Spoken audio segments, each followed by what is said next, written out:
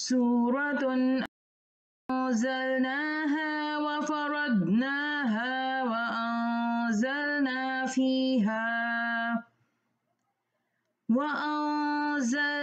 فيها آيات بينات لعلكم تذكرون الزانية والزاني فاجلدوا كل واحد منهما 100 جلدة ولا تأخذكم بهما رأفة في دين الله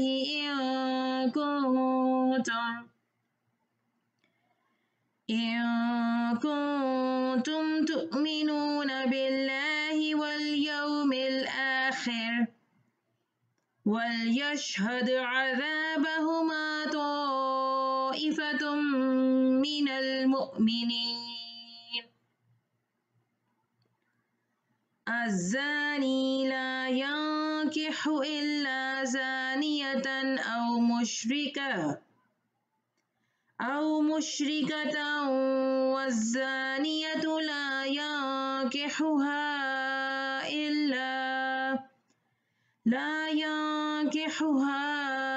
إلا زان أو مشرك وحرم ذلك على المؤمنين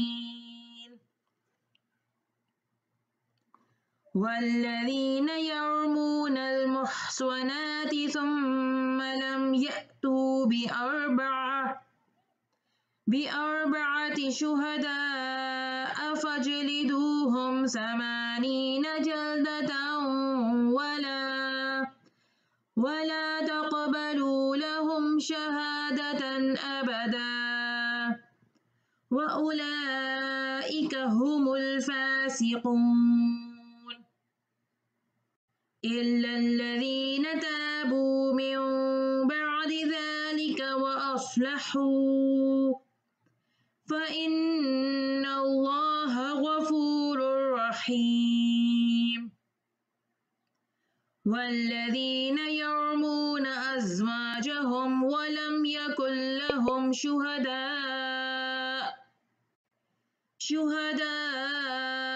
إلا أنفسهم فشهادة أحدهم 4 شهادات بالله إنه لمن الصادقين والخامسة أن لعنة الله عليه إن كان من الكاذبين ويدرأ عنها العذاب أن تشهد 4 شهادات بالله إنه لمن الكاذبين والخامسة أن غضب الله عليها إن كان من الصادقين ولولا فضل الله عليكم ورحمته وأن الله تواب حكيم صدق الله العظيم. اعوذ باللہ من الشیطان الرجیم بسم اللہ الرحمن الرحیم الحمد للہ رب العالمین والصلاة والسلام علی نبیہ الصادق الامین محمد وعلی آلہ وصحبہ اجمعین ومن تبعہم بإحسان الی یوم الدین. السلام علیکم ورحمۃ اللہ وبرکاتہ. سورہ نور جو کہ 24ویں صورت ہے، کل ہم نے اس کے دیباچے پہ نگاہ ڈالی تھی. آج انشاءاللہ سورہ نور کا مطالعہ کریں گے. سب سے پہلے ابتدائی 3 آیات کا ترجمہ آپ کے سامنے رکھتی ہوں. بسم اللہ الرحمن الرحیم. یہ ایک صورت ہے، ہم نے اسے نازل کیا اور ہم نے اس کو فرض کیا ہے اور ہم نے اس میں واضح آیات نازل کی تاکہ تم نصیحت حاصل کرو. زانیہ عورت اور زانی مرد، تو ان دونوں میں سے ہر ایک کو تم 100 کوڑے مارو. اور اگر تم اللہ اور یوم آخرت پر ایمان رکھتے ہو تو اللہ کے دین پر عمل کرنے کے معاملے میں تمہیں ان دونوں پر قطعاً ترس نہیں آنا چاہیے، اور مومنوں کا ایک گروہ ان دونوں کی سزا کے وقت موجود ہونا چاہیے۔ زانی مرد نکاح نہیں کرتا مگر زانیہ یا مشرکہ عورت ہی سے، اور زانیہ عورت سے نکاح نہیں کرتا مگر زانی یا مشرک مرد ہی، اور مومنوں پر یہ حرام ٹھہرایا گیا ہے۔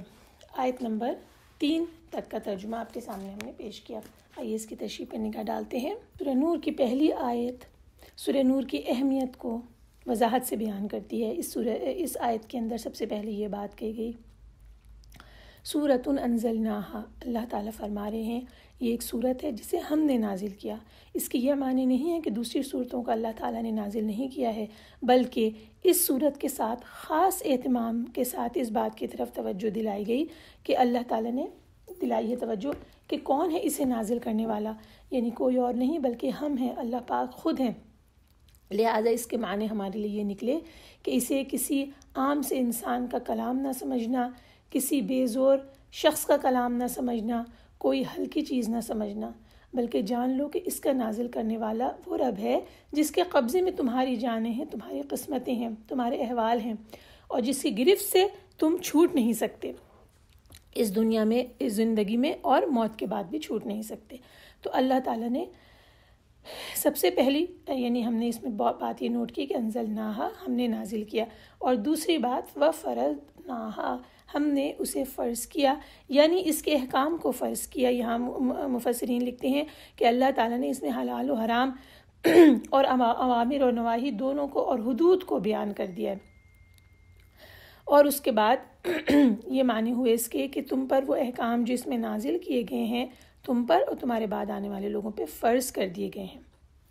لہٰذا ان کی اہمیت محض، ان کی حیثیت محض سفارشات کسی نہیں ہے، یعنی یہ صرف ریکمنڈیشنز نہیں ہیں کہ اگر ایسا کر لو تو بہت اچھا ہے، نہیں، بلکہ مان لو تو جی چاہے تو مان لو، جینا چاہے تو نہ مانو، نہیں، ایسا نہیں، بلکہ یہ قطعی احکام ہے اور ان کو پورا کرنا لازم ہے۔ اگر تم مومن ہو اور مسلم ہو تو پھر تمہارا یہ فرض ہے کہ تم ان احکامات کے اوپر عمل کرو۔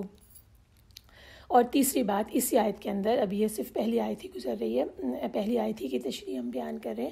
تیسری بات اس میں اہم یہ آئی کہ اللہ تعالیٰ نے ان آیات کو کیا کہا کہ آیات بینات، یعنی کہ یہ واضح آیات ہیں۔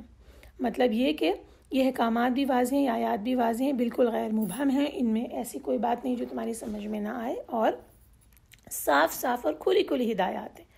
اب تم یہ عذر پیش نہیں کر سکتے کہ فلاں بات تو سمجھ میں نہیں آئی تو ہم اس پر عمل کیسے کرتے۔ تو آپ یہ دیکھیے کہ یہ ایک تمہید آئی، ایک شروع کی پہلی آیت میں یہ سمجھا دیا گیا کہ اب جو احکام شروع ہونے والے ان کی حیثیت کیا ہونی چاہیے تمہارے دل و دماغ میں۔ اس تمہید کا انداز بیان یہ بتا رہا ہے کہ سورہ نور کے احکام کو اللہ تعالیٰ کتنی اہمیت کے ساتھ ہمارے سامنے پیش کر رہے ہیں۔ تو انشاءاللہ ہم اپنے دل سے اس دعا کے ساتھ اس سورت کے احکامات کو شروع کریں گے کہ اللہ تعالیٰ ہمارے دلوں کو کھول دے اور ہمارے دل میں آمادگی پیدا کر دے کہ اس میں جو احکامات دیے جا رہے ہیں ہم اس کے اوپر عمل کرنے کے لیے راضی ہو جائیں۔ آیت نمبر 2 اور 3 میں اب یہ حکم یہاں سے شروع ہوتا ہے، زانی عورت اور زانی مرد، ان دونوں میں سے ہر ایک کو 100 کوڑے مارو اگر تم اللہ یوم آخر پر ایمان رکھتے ہو۔ تو اب یہ دیکھیں کہ یہاں زنا کی حد بیان ہوئی ہے۔ اب آپ کے سامنے چند چیزیں ہم رکھ دیتے ہیں، بہت مختصراً لے کے چلیں گے کیونکہ یہ صورت ایسی ہے جس کو بہت ڈیٹیل میں پڑھایا جاتا ہے اور ایک دن میں اس صورت کا ختم کرنا تو بالکل ہی ناممکن ہوتا ہے۔ تو ہم کوشش کرتے ہیں کہ جتنا بھی ہم اس کو مختصر کر سکے وہ کرتے ہیں۔ سب سے پہلی بات اب اس میں آ رہی ہے جو فرض اللہ تعالیٰ نے اس صورت کو کیا، اب اس میں پہلا حکم آ رہا ہے زنا کی سزا۔ زنا دوسرا لفظ اس کا ہے بدکاری، اور انگریزی میں یہ ہے ایڈلٹری۔ اب دیکھیے کہ ابتدا میں جو سزا بتلائی گئی تھی وہ ہم نے سورہ نساء میں پڑھی ہے آیت نمبر 15 میں، اور اس میں یہ کہا گیا تھا کہ جب تک کہ مستقل سزا مقرر نہ کی جائے ایسی بدکار عورتوں کو گھروں میں بند رکھو۔ پھر سورہ نور کی یہ آیت جب نازل ہوئی ہے تو رسول اللہ صلی اللہ علیہ وسلم نے فرمایا کہ اللہ تعالیٰ نے جو وعدہ فرمایا تھا وہ پورا کر دیا ہے، اور اس کے مطابق بدکار مرد اور عورت کی سزا مقرر کر دی گئی ہے، وہ تم مجھ سے سیکھ لو۔ اور پھر انہوں نے یہ سزا بتائی کہ وہ کیا ہے۔ سزا یہ ہے کہ اگر وہ ان میں سے جو بھی کنوارا ہوگا، یعنی غیر شادی شدہ ہوگا، ان میریڈ ہوگا، مرد اگر انمیرڈ ہوگا تو اس کو، اور عورت اگر انمیرڈ ہوگی تو اس کو 100 کوڑے مارے جائیں گے. کوڑے مطلب ہوتے ہیں لیشز. اور اگر وہ شادی شدہ ہوں گے، ان میں سے جو بھی شادی شدہ ہوگا اس کو 100 کوڑے مارے جائیں گے، اور اس کے بعد انہیں سنسار کیا جائے گا، یعنی سٹوننگ کی جائے گی، سٹوننگ کے ذریعے سے مارا جائے گا. اور اس سزا کے وقت لوگوں کے گروہ کو موجود ہونا چاہیے، یعنی یہ پبلک ہوگی. پھر اس کے بعد رسول پاک صلی اللہ علیہ وسلم کے زمانے میں اس سزا کا نفاذ ہوا تھا، اور ان کے زمانے میں بھی پریکٹیکلی یہ سزا دی گئی تھی، سٹوننگ کی سزا. اور رسول اللہ صلی اللہ علیہ وسلم کے بعد خلفائے راشدین اور صحابہ کے عہد میں یہ سزا دی گئی ہے، اور ان کے بعد بھی امت کے تمام فقہا اور علماء اس بات کے قائل ہیں اور آج تک قائل ہیں کہ اللہ تعالیٰ نے یہ سزا اس جرم کے لیے مقرر کی ہے. اب اس کی ڈیٹیل میں جانے سے پہلے تھوڑا سا یہ دیکھ لیتے ہیں کہ اللہ تعالیٰ نے اس جرم کے لیے اتنی سخت سزا کیوں رکھی. بات کا جواب آیت کے اگلے ٹکڑے میں خود ہی آ رہا ہے، جس کا ترجمہ اور اللہ کی شرع کے مقابلے میں تمہیں ان دونوں پہ ہرگز ترس نہ آئے. یہاں مطلب اس کا یہ ہے کہ اللہ تعالیٰ کا یہ حکم ہے، شریعت کے نافذ کرنے میں تم ترس نہ کھاؤ. یہاں لکھا ہوا ہے کہ اس سے مراد یہ ہے کہ ترس کھا کر سزا دینے سے نہ رک جاؤ. سزا قائم کرنی ہوگی، لیکن جب سزا قائم ہو رہی ہوگی اور لوگ دیکھ بھی رہے ہوں گے تو نیچرلی لوگوں کو دل میں افسوس تو ہوگا، ترس تو آئے گا. یہ اس میں کوئی حرج نہیں ہے، اس سے نہیں روکا گیا کیونکہ یہ تو انسان کی فطرت ہے. لیکن اس بات سے روکا گیا ہے کہ مجرم کو سزا دینے سے ترس کھا کر ایسا نہ ہو کہ تم سزا کو ہی نافذ نہ کرو، تو اس طرح نہ کرنا. پھر ہمیں ایک حدیث ملتی ہے جس میں یہ الفاظ ہیں، آپس میں حدود کو معاف کر دو، اور جب میرے پاس حد کا کوئی معاملہ آئے تو حد کو نافذ کرنا یقیناً واجب ہو جائے گا. حدیث کے الفاظ ختم ہوئے. اس سے کیا مطلب ہوا؟ اس کا مطلب یہ ہوا کہ اگر کسی نے ایسا جرم کیا ہے جس کے اوپر اسلامکلی حد لگے گی، تو جب تک کہ وہ معاملہ گورنمنٹ اور قاضی کے پاس نہیں گیا، تب تک اگر جو لوگ دونوں ہیں جس کو علم ہے کہ یہ سزا کا کام کیا گیا ہے، اگر وہ معاف کر دے، اس معاملے میں مقدمہ قائم نہ کرے، تو یہ اس کی مرضی ہے. لیکن جب مقدمہ قائم ہو جائے گا تو پھر اس کو اور ثابت بھی ہو جائے گا جرم، تو پھر مجرم کو سزا لگائی جائے گی. پھر ایسا نہیں ہونا چاہیے کہ گورنمنٹ یا قاضی یا جو اس کے عہدیدار لوگ ہیں وہ نرمی کر دیں اور ان کو چھوڑ دیں، مجرموں کو چھوڑ دیں. پھر جو یہاں کہا گیا کہ اور چاہیے کہ ان دونوں کی سزا کے وقت مومنوں کی ایک جماعت بھی موجود رہے، یعنی زنا کرنے والے یہ جو مرد اور عورت ہے، اس کو جب سٹوننگ کی جائے تو لوگوں کی موجودگی میں مارا جائے. اگر انہیں کوڑے کی سزا لگی ہے تو لوگوں کی موجودگی میں لگائے جائیں. اللہ تعالیٰ نے اس میں کیا حکمت رکھی ہے یہ دیکھتے ہیں. لکھا ہے کہ سزا علی الاعلان عام لوگوں کے سامنے دی جائے تاکہ ایک طرف مجرم کو فصیحت ہو اور دوسری طرف عوام الناس کو نصیحت ہو. دونوں کو انہوں نے مزید ایکسپلین کیا ہے کہ مجرم کو فضیحت کا کیا مطلب ہے اور عوام الناس کو نصیحت کا کیا مطلب ہے. عوام الناس کا مطلب ہے عام لوگوں کو. لکھا ہے کہ سورہ مائدہ میں چوری کی سزا بیان کرتے ہوئے اللہ تعالیٰ نے فرمایا تھا، جزاء بما کسبا نکالا من اللہ، ان کے کیے کا بدلہ اور اللہ کی طرف سے جرم کو روکنے والی سزا. وہاں یہ فرمایا گیا تھا، اور یہاں ہدایت کی جا رہی ہے کہ اعلانیہ لوگوں کے سامنے ان کو سزا دو. اس سے معلوم ہوا کہ اسلامی قانون میں سزا کے 3 مقصد ہوتے ہیں. کس لیے سزا دی جا رہی ہے؟ اس کے 3 مقاصد ہوتے ہیں. پہلی بات یہ کہ مجرم سے اس بات کا بدلہ لیا جائے جو برائی اس نے کی، اس کو اس کا مزہ چکھایا جائے. جو کسی دوسرے شخص کے ساتھ یا معاشرے کے ساتھ اس نے کی ہے، سوسائٹی کے ساتھ کسی کا جو حق اس نے مارا ہے، تو اس کو اس کی سزا ملے. تو پہلا ایک یہ مقصد ہو جاتا ہے. دوسرا مقصد یہ ہے کہ دوسرے لوگوں کو اس جرم سے باز رکھا جائے. جو سوسائٹی کے دوسرے لوگ ہیں وہ آئندہ یہ کام نہ کریں، جب اس سزا کو دیکھیں گے تو آئندہ اس سے بچیں گے. اور تیسرا مقصد کیا ہوتا ہے کہ اس کی سزا کو ایک عبرت بنا دیا جائے تاکہ معاشرے میں جو لوگ ایسے رجحان رکھتے ہیں ایسا کام کرنے کا، ان کو کبھی بھی آگے یہ کرنے کی جرت نہ ہو. لہٰذا جب یہ والی سزا اعلانیہ دی جائے گی تو اس کا فائدہ اس صورت میں ہوگا کہ آئندہ لوگ اس چیز سے بچیں گے، کرنے سے بچیں گے. تو یہ تینوں مقاصد ہیں اس سزا کے پیچھے جو پبلکلی لگائی جا رہی ہے. اور آپ اس کنٹیکسٹ میں اگر دیکھیں آج اپنے معاشرے کو، تو ہمیں اچھے سے بات سمجھ میں آ جاتی ہے کہ جب اسلامی سزائیں اصل روح کے ساتھ نافذ ہی نہیں ہوتی مجرم کو پکڑا بھی نہیں جاتا، اور پکڑا جاتا ہے تو چھوڑ دیا جاتا ہے. تو پھر یہ حالات ہوتے ہیں جو آج ہمارے آس پاس موجود ہیں. اللہ تعالیٰ نے کتنا کلیئر حکم دیا تھا، ہم نے اس حکم کو معطل کر دیا، سسپینڈ کر دیا، لاگو ہی نہیں کیا. اور جب جرم ہو جاتا ہے سارا معاشرہ چیخنے لگتا ہے کہ مجرم کو چوک پہ لٹکاؤ اور پھانسی لگاؤ اور یہ کرو اور وہ کرو. لیکن جو چیز نہیں کرتے ہم، وہ یہ نہیں کرتے. ہمارے جو پارلیمنٹس ہیں وہ یہ نہیں کرتے کہ قانون سازی کریں، اللہ تعالیٰ کے اس احکام کو نافذ کریں جو اللہ نے بتائے ہیں، اور پھر وہ سزا جب ثابت ہو جائے تو وہ سزا دیں مجرم کو اور پبلکلی دیں. لیکن اس کے لیے ہمارے حکمران تیار نہیں ہوتے. اب ایک اور سوال اس میں پیدا ہوتا ہے کہ یہ والی سزا کو نافذ کون کرے گا؟ اگر 2 افراد اس عمل میں ملوث ہوئے زنا کے تو کون ان کو سزا دے گا؟ یہاں لکھا ہوا ہے کہ اسلامی قانون حکومت کے سوا کسی کو یہ اختیار نہیں، اسلامی قانونی حکومت کے سوا کسی کو یہ اختیار نہیں کہ وہ مجرم کے خلاف کارروائی کرے. عدالت کے سوا کسی کو یہ حق نہیں ہے کہ وہ اس پہ سزا کو نافذ کرے. یہاں جو کہا گیا نا کہ ان کو کوڑے مارو فجلدو، اس لفظ کے مخاطب عوام نہیں ہیں، پبلک کو اس کا کوئی اختیار نہیں ہے کہ وہ لوگوں کو کوڑے لگانے لگیں، بلکہ صرف اسلامی حکومت کے حکام یا قاضی اس کام کو جب جرم ثابت ہو جائے تو اس کے بعد نافذ کریں گے. آیت نمبر 3 میں یہ بات آئی کہ زانی نکاح نہ کرے مگر زانی یا مشرکہ کے ساتھ، اور زانیہ نکاح نہ کرے مگر زانی یا مشرک کے ساتھ. اس کے معنی کیا لکھے ہوئے کہ ایک ایسا شخص جس نے یہ حرکت کی ہے اور توبہ بھی نہیں کی تو اس کی جو نکاح ہے وہ کسی نیک شریف عورت کے ساتھ نہیں ہوگا، بلکہ وہ نکاح زانی عورت ہی کے ساتھ کرے گا یا کسی مشرک عورت کے ساتھ. مومنہ صالحہ کے لیے وہ بالکل بھی موضوع نہیں ہے، اور اسی طرح مومنہ صالحہ عورت کے لیے کوئی ایسا شخص بھی موضوع نہیں ہے جو یہ کام کرتا ہو. یہ ایک دوسرے کے لیے حرام ہے. جان بوجھ کر ایسے لوگوں کو ایک دوسرے سے نکاح نہیں کرنا چاہیے. لیکن یہاں یہ بھی لکھا ہوا ہے تفسیر میں کہ اگر کسی کو علم نہ ہو اور ایسے شخص کے ساتھ اس کا نکاح ہو جائے یا ایسی عورت کے ساتھ کسی نیک مرد کا نکاح ہو جائے تو وہ نکاح قائم ہو جائے گا. بلا علم جس کا نکاح ہو جائے اس کا قانونی نکاح درست ہوگا، اس پہ کوئی گناہ نہیں ہوگا. لیکن بعد میں وہ عورت اور وہ مرد جو کہ پاک ہے، نیک ہے، وہ ایسے شخص سے یا ایسی عورت سے علیحدگی اختیار کر لے. کے بعد کی آیت میں لعان کا قانون بیان ہوتا ہے. لعان کیا ہے آئیے دیکھتے ہیں.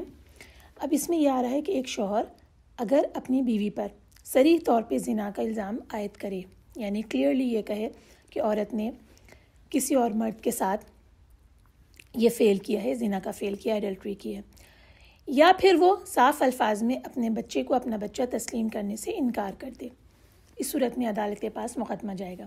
اسی طرح یہ بھی لکھا ہوا ہے کہ اگر کوئی عورت اپنے شوہر پر کلیئرلی یہ الزام لگائے کہ وہ اس فعل کو میں ملوث ہے تو پھر اس صورت میں یہ کیا جائے گا کہ لعان ہوگا. اب لعان کا مسئلہ کس طرح بیان کیا گیا ہے؟ لکھا ہوا ہے کہ اس کے لیے 4 شہادتیں لانا ضروری نہیں ہے، بلکہ جیسے کہ پیچھے قذف کے قانون میں تھا کہ الزام لگانے والے کو 4 شہادتیں لانی ہیں، لیکن اگر یہ معاملہ میاں اور بیوی کے مابین ہے تو اس صورت میں لعان ہوگا.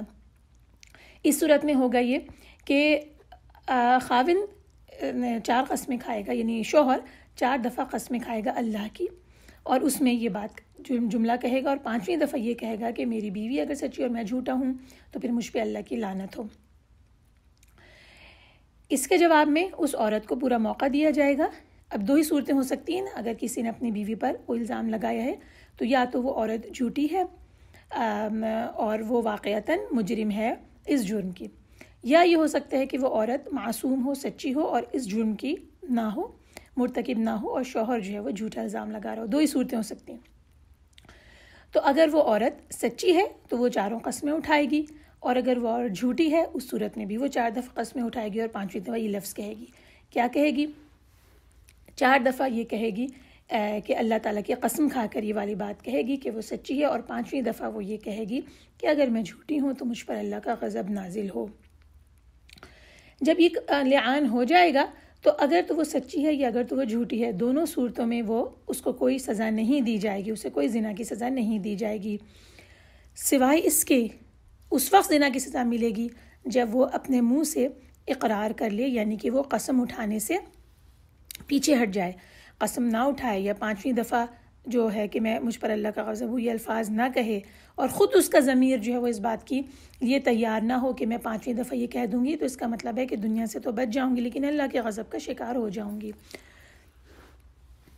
بہرکیف وہ اگر سچی ہے تو وہ 5ویں قسم بھی کھا لے گی اور اس پہ کچھ بھی نہیں ہوگا، دنیا میں بھی کوئی اس کے اوپر سزا نہیں لگے گی اور آخرت میں بھی اللہ تعالیٰ جانتے ہیں کہ وہ سچی ہے۔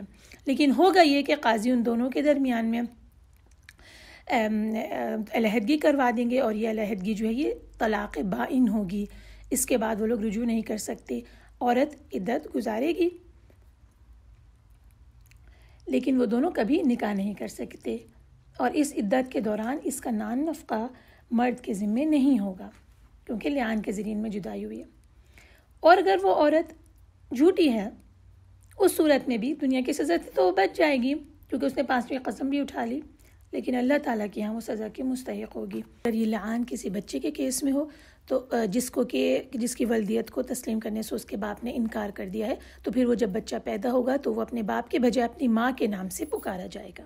آیات کے اگلے مجموعے کی طرف چلتے ہیں جس میں افک کا واقعہ آتا ہے۔ بسم اللہ الرحمن الرحیم۔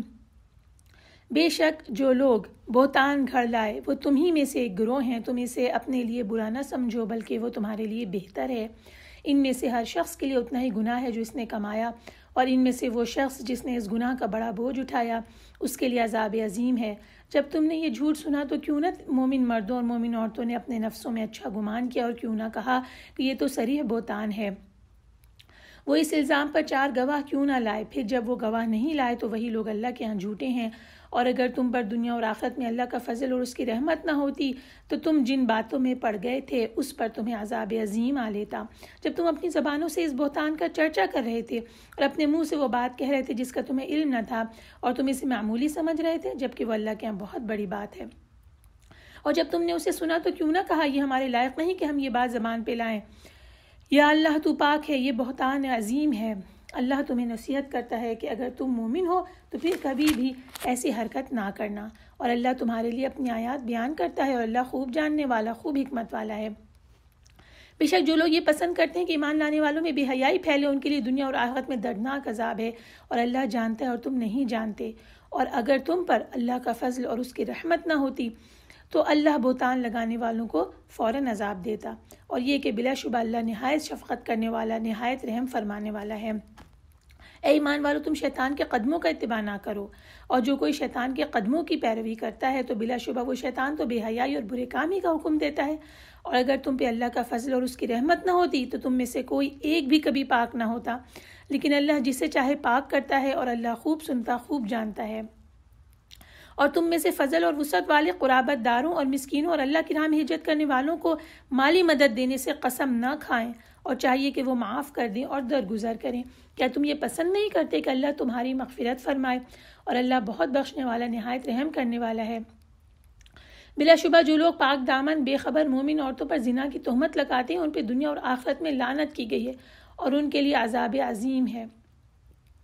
جس دن ان کی زبانیں اور ان کے ہاتھ اور ان کے پیر ان کے خلاف ان اعمال کی گواہی دیں گے جو وہ کرتے تھے، اس دن اللہ انہیں ان کا پورا پورا ٹھیک بدلہ دے گا جس کے وہ مستحق ہیں، اور وہ جان لیں گے کہ بے شک اللہ ہی حق ہے، حق کو واضح کرنے والا۔ خبیث عورتیں خبیث مردوں کے لیے ہیں اور خبیث مرد خبیث عورتوں کے لیے، اور پاکیزہ عورتیں پاکیزہ مردوں کے لیے ہیں اور پاکیزہ مرد پاکیزہ عورتوں کے لیے۔ یہ پاکیزہ لوگ ان باتوں سے بری ہیں جو وہ کہتے ہیں، ان کے لیے مغفرت اور عزت کا رزق ہے۔ آئیے اب یہاں سے شروع کرتے ہیں کہ ان آیات کا شان نزول کیا ہے۔ دیکھیے یہ واقعہ افک ہے۔ افکن سے مراد وہ واقعہ ہے جس میں منافقین نے حضرت عائشہ پر الزام لگایا تھا۔ یرمی یعنی کہ انہوں نے ایک بہتان لگایا، غلط الزام ان کے اوپر لگایا۔ لکھا ہے کہ افکن کے معنی کسی چیز کو الٹا دینا، الٹا کر دینا۔ اس واقعے میں منافقین نے پورے معاملے کو الٹا کر دیا، یعنی حضرت عائشہ جو اعلیٰ نسب با کردار بہترین تعریف کے لائق ہستی تھیں ان پر جھوٹا الزام لگایا، بہتان لگایا، ایک گندا الزام لگایا، تو یہ واقعہ افک کن کہلایا گیا۔ اچھا ہم دیکھتے ہیں کہ یہ واقعہ کیا تھا، اور ہم انہی کی زبانی یہ واقعہ سنتے ہیں جن پر یہ الزام لگایا گیا۔ ام المومنین حضرت عائشہ رضی اللہ تعالی عنہا بیان کرتی ہیں، اب انہی کے الفاظ میں سنیے کہ رسول اللہ صلی اللہ علیہ وسلم جب سفر کا ارادہ فرماتے تو ازواج مطہرات میں قرعہ اندازی کر لیا کرتے تھے۔ قرعہ اندازی کا مطلب یہ ہے کہ نام لکھ کر اور پھر ایک ڈرا کر لیا جائے، تو اس طرح سے جس کا بھی نام آتا تھا اسے لے کے جاتے تھے۔ اب میں دوبارہ الفاظ پہ آ جاتی ہوں کہ جس کا بھی قرعہ نکلتا اسے رسول اللہ صلی اللہ علیہ وسلم سفر میں اپنے ساتھ لے جایا کرتے تھے۔ اسی طرح ایک غزوہ کے لیے رسول اللہ صلی اللہ علیہ وسلم نے قرعہ اندازی فرمائی تو میرے نام کا قرعہ نکل آیا، لہٰذا میں اس سفر میں رسول اللہ صلی اللہ علیہ وسلم کے ساتھ گئی۔ یہ واقعہ حجاب کا حکم نازل ہونے کے بعد کے دور سے تعلق رکھتا ہے۔ مجھے ہودج میں اٹھایا اور اسی میں بٹھایا جاتا تھا۔ اب یہاں آپ کو بتا دیں کہ جو اونٹ کے اوپر رکھا جاتا ہے جس میں خواتین بیٹھتی ہیں اس چیز کا نام ہے ہودج۔ اچھا، پھر اس طرف آتے ہیں واقعے کی طرف کہ رسول اللہ صلی اللہ علیہ وسلم جب اس غزوے سے فارغ ہو کر واپس تشریف لا رہے تھے اور ہم مدینے کے قریب پہنچ گئے تھے تو ایک رات آپ نے چلنے کا حکم دے دیا، اور جب آپ نے چلنے کا حکم دیا اس وقت میں کھڑی ہو گئی اور میں لشکر سے الگ ہو کر اپنی کوئی ضرورت پوری کرنے کے لیے چلی گئی۔ جب میں واپس مڑی تو میں نے اپنے سینے کو چھوا اور مجھے معلوم ہوا کہ میرا موتیوں کا ہار ٹوٹ گیا ہے۔ پھر میں واپس جا کر اپنے ہار کو تلاش کرنے لگی اور اس تلاش میں مجھے دیر ہو گئی۔ جو لوگ میرے ہودج کو اٹھایا کرتے تھے وہ آئے، انہوں نے اسے اٹھا لیا اور میرے اونٹ کے اوپر رکھ دیا جس پر میں سوار ہوا کرتی تھی۔ انہوں نے سمجھا کہ میں اس میں موجود ہوں۔ خواتین اس وقت دبلی پتلی ہوتی تھیں اور ان کے جسموں پر گوشت نہ ہوتا تھا، تو ان لوگوں نے ہودج کے ہلکا ہونے کی وجہ سے یہ محسوس نہیں کیا کہ میں اس میں موجود نہیں ہوں، اور میں اس وقت ایک نوعمر لڑکی تھی۔ انہوں نے اونٹ کو اٹھایا اور چل دی۔ مجھے قافلے کی روانگی کے بعد اپنا ہار ملا۔ پھر میں جب پڑاؤ کی جگہ پر واپس آئی تو وہاں نہ کوئی بلانے والا تھا اور نہ کوئی جواب دینے والا، یعنی وہاں اس وقت کوئی بھی موجود نہیں تھا۔ میں نے اسی جگہ کا ارادہ کیا جہاں میں تھی اور وہاں جا کر بیٹھ گئی اور یہ خیال کیا کہ لوگ مجھے گم پائیں گے تو میری طرف واپس آئیں گے۔ اسی جگہ میں بیٹھی ہوئی تھی کہ نیند کا غلبہ ہوا اور میں سو گئی۔ صفوان بن معطل لشکر کے پیچھے ہوتے تھے۔ وہ صبح کے وقت میری جگہ کے قریب پہنچ گیا اور انہوں نے دیکھا کہ ایک انسان سویا ہوا ہے، لیکن وہ جب میرے قریب آئے تو انہوں نے مجھے دیکھتے ہی پہچان لیا، کیونکہ حجاب کا حکم نازل ہونے سے پہلے انہوں نے مجھے دیکھا ہوا تھا۔ انہوں نے مجھے دیکھا تو انا للہ و انا الیہ راجعون یہ پڑھا، تو ان کے اس طرح پڑھنے کی وجہ سے میں بیدار ہو گئی اور میں نے اپنی اوڑھنی کے ساتھ اپنے چہرے کو چھپا لیا۔ اللہ کی قسم انہوں نے مجھ سے کوئی بات نہ کی اور میں نے نہیں سنا کہ انہوں نے سوائے انا للہ و انا الیہ راجعون کے سوا کوئی بات کی ہو، حتیٰ کہ انہوں نے اپنا اونٹ بٹھا دیا تو میں اس پہ سوار ہو گئی اور وہ اپنی سواری کو چلانے لگے، اور ہم لشکر کے پاس اس وقت پہنچ گئے جب دوپہر کی گرمی کی شدت کی وجہ سے لشکر ایک جگہ پہ ٹکا ہوا تھا، یعنی پڑاؤ ڈالا ہوا تھا، یعنی ٹکا ہوا تھا۔ اب اس کے بعد حضرت عائشہ رضی اللہ تعالی عنہا، یہ میں اپنے الفاظ میں بیان کر رہی ہوں کہ عائشہ رضی اللہ تعالیٰ عنہ کو کچھ خبر نہیں ہوئی کہ پیچھے سے کیا کیا باتیں مشہور ہو گئیں، اور اس عرصے میں عبداللہ بن ابی بن سلول جو سب سے بڑا منافق تھا، اس نے لوگوں میں یہ بات مشہور کر دی کہ یہ دونوں ایک دوسرے کے ساتھ غلط کام کر کے آئے ہیں۔ اب یہاں سے ہم دوبارہ اس واقعے کی طرف جاتے ہیں۔ لکھا ہے کہ میرے بارے میں اس واقعے کی وجہ سے جس نے ہلاک ہونا تھا وہ ہلاک ہو گیا، اور ان میں سے جس نے اس بہتان کا بڑا بوجھ اٹھایا وہ عبداللہ بن ابی ابن سلول تھا۔ جب ہم مدینے میں واپس آئے تو واپسی کے بعد میں تقریباً 1 مہینے تک بیمار رہی، اور ان لوگوں نے اس بہتان کے بارے میں گفتگو جاری رکھی، مگر مجھے اس بارے میں کچھ علم نہیں تھا۔